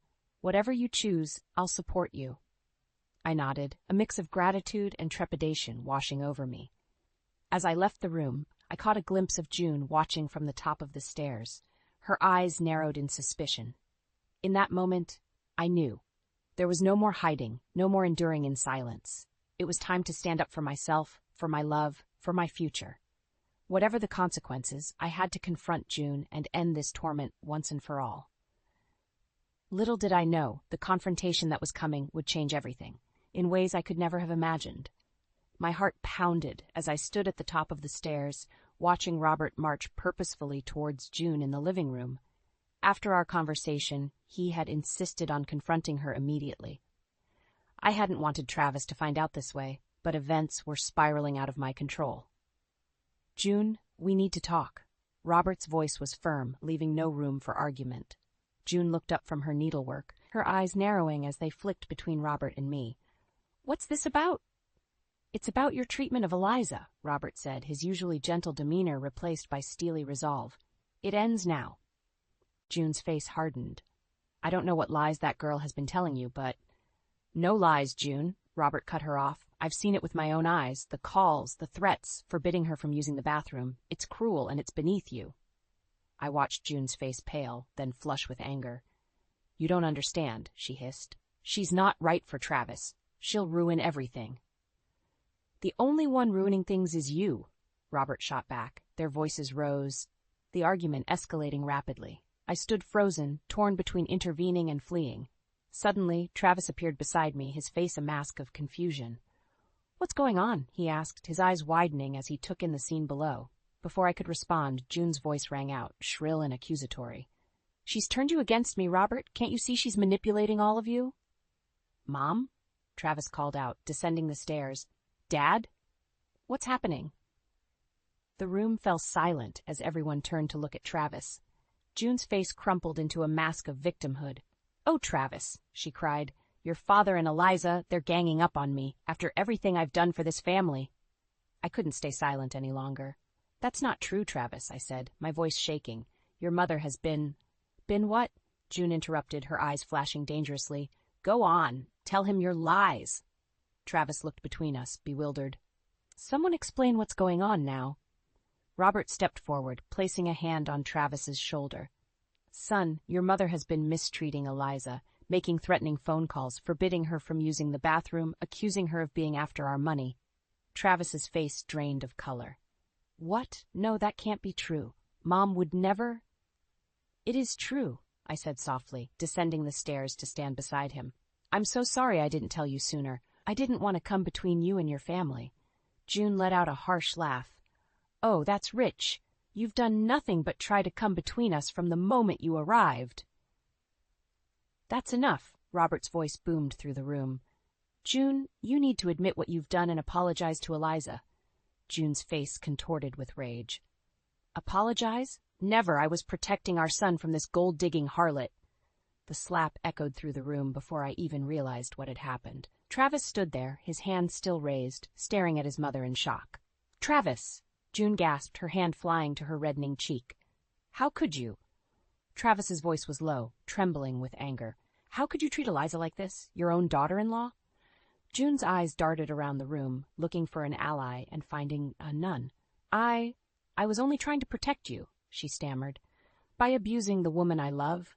Travis shook his head, disgust evident in his voice. You're not the mother I thought you were. As June crumpled onto the sofa, sobbing dramatically, I felt a strange mix of vindication and sorrow. The truth was out, but at what cost? Travis turned to me, his eyes filled with anguish. Eliza, I'm so sorry. I had no idea. Can you ever forgive me for not seeing what was happening? I reached for his hand, squeezing it gently. There's nothing to forgive. You didn't know. As we stood there, surrounded by the wreckage of long-held family dynamics, I realized this was far from over. June's mask had slipped, revealing the depths of her cruelty, but I knew she wouldn't go down without a fight. The storm had broken, but the true battle was just beginning. The room crackled with tension as June's sobs subsided into seething silence. I could feel her eyes boring into me, filled with a hatred that made my skin crawl. But for the first time since this nightmare began, I wasn't afraid. I was angry. Enough, I said, my voice steadier than I felt. It's time we talked, June. Really talked. June's head snapped up, her tear-streaked face twisting into a sneer. There's nothing to talk about. You've won, haven't you? Turned my husband and son against me. This isn't about winning, I replied, taking a step towards her. It's about the truth. And the truth is, you've been cruel and manipulative from the moment we met. Travis squeezed my hand, his presence giving me strength. Mom, why? Why would you do this to Eliza?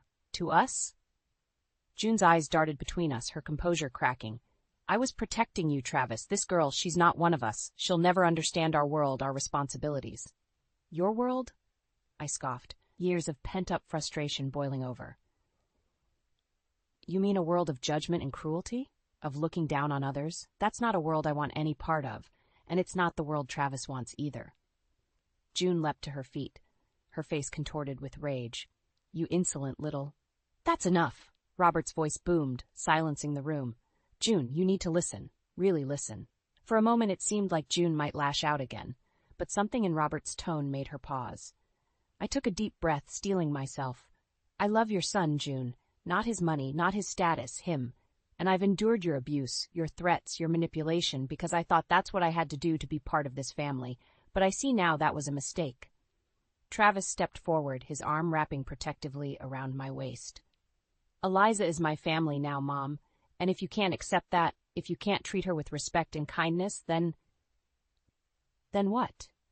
June hissed, her eyes narrowing. Then you'll lose me, Travis said softly, the pain evident in his voice. Because I won't choose between the woman I love and a mother who can't see past her own prejudices. The color drained from June's face. For the first time, I saw real fear in her eyes. You don't mean that, she whispered. He does, Robert interjected, moving to stand beside us. And so do I, June. This behavior ends now, or you'll lose us all. June's gaze darted between us, the reality of her situation sinking in. Her carefully constructed world was crumbling, and she knew it. I didn't mean, she stammered, her voice small and uncertain. Yes, you did, I said, my tone firm but not unkind. You meant every cruel word, every hurtful action. But it stops now. We're giving you a choice, June. Be part of our family, all of us, or lose it entirely. The silence that followed was deafening. June stood there, her shoulders slumped, looking older and more vulnerable than I'd ever seen her. Finally, she spoke, her voice barely above a whisper. I don't know how to fix this. Start by apologizing, Travis said, and then listen. Really listen to Eliza, to all of us. Try to understand why your actions were so hurtful. June's eyes met mine, and for the first time I saw a glimmer of something other than contempt. Was it remorse? uncertainty.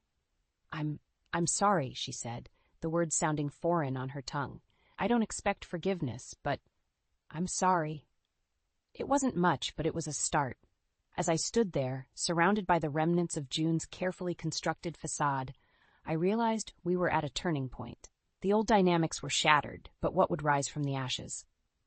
I took a deep breath, knowing that the hardest part was yet to come. Forgiveness, understanding, rebuilding trust, it would be a long and difficult road. But as I looked at Travis, at Robert, even at the broken figure of June, I knew it was a road worth taking. The storm had passed, but the real work of healing was just beginning. 6 months had passed since that fateful confrontation, and the world had shifted on its axis. I stood in the kitchen of our new home, watching Travis and Robert laugh as they attempted to assemble a crib. The sight filled me with a warmth I never thought possible after everything we'd been through. The doorbell rang, and I felt a familiar knot of anxiety form in my stomach. Taking a deep breath, I went to answer it. June stood on the porch, looking smaller and more subdued than I'd ever seen her. Gone were the designer clothes and perfectly coiffed hair. Instead, she wore simple jeans and a blouse, her hands rough from manual labor. "Hello, Eliza," she said softly. "May I come in?" I nodded, stepping aside to let her enter. As we walked to the living room, I could feel the tension radiating off her. "Travis, Robert," I called out. "June's here." The men appeared, their faces a mix of caution and hope. Travis moved to stand beside me, his hand finding mine. June looked at each of us in turn, her eyes lingering on the visible swell of my belly. I wanted to see you all before the baby comes," she said, her voice wavering. "To apologize again, and to tell you about some changes in my life." We sat, an uneasy silence falling over the room. June took a deep breath and began to speak. "After everything that happened, I did a lot of soul-searching. I realized how toxic I'd become, how my actions were driven by fear and a misguided sense of superiority. I've been seeing a therapist, trying to understand why I behaved the way I did." She paused, her eyes meeting mine. "Eliza, I can never undo the pain I caused you, but I want you to know how deeply sorry I am. I was wrong about you, about everything." I felt tears prick my eyes, surprised by the sincerity in her voice. "Thank you, June. That means a lot." June turned to Robert and Travis. "I've hurt you both so much. I understand why you needed to distance yourselves from me. Robert, I don't blame you for the divorce. It was the wake-up call I needed." Robert nodded, his expression softening slightly. "I'm glad you're getting help, June." "I am," she replied. "And I've made other changes, too. I've been working at the factory downtown. It's hard work, but it's honest. For the first time in my life, I'm earning my own way." Travis leaned forward, his brow furrowed. "Mom, you didn't have to do that. We could have helped." June held up a hand, stopping him. "No, Travis. I needed to do this, to understand the value of hard work, to see the world beyond our privileged bubble. It's been humbling and enlightening."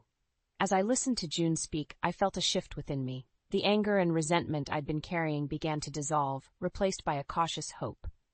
"June," I said, my voice thick with emotion, "I won't pretend the past didn't happen, but I believe in second chances. If you're willing to continue this journey, to truly be a part of our family, all of us, then I'm willing to try." June's eyes filled with tears. "You would do that? After everything?" Travis squeezed my hand, a proud smile on his face. "We all would, Mom, but it has to be different this time. No more manipulation, no more cruelty, just honesty and love." June nodded, wiping her eyes. "I promise. I want to be better, to be the mother and grandmother your child deserves." As if on cue, the baby kicked. I gasped, placing a hand on my belly. Without thinking, I reached for June's hand and placed it next to mine. Her eyes widened as she felt the movement. "Oh," she breathed, a genuine smile breaking across her face. In that moment, I saw a glimpse of the woman June could be, the woman she was trying to become. The road ahead wouldn't be easy, but as I looked around at my family, Travis, Robert, and yes, even June, I knew we had the strength to face whatever came our way. The storm had passed, leaving behind a landscape forever changed, but from the wreckage, something new and beautiful was beginning to grow. A family, redefined and strengthened by adversity, ready to embrace the future with open hearts and minds. As June's hand rested on my belly, I felt a sense of peace wash over me.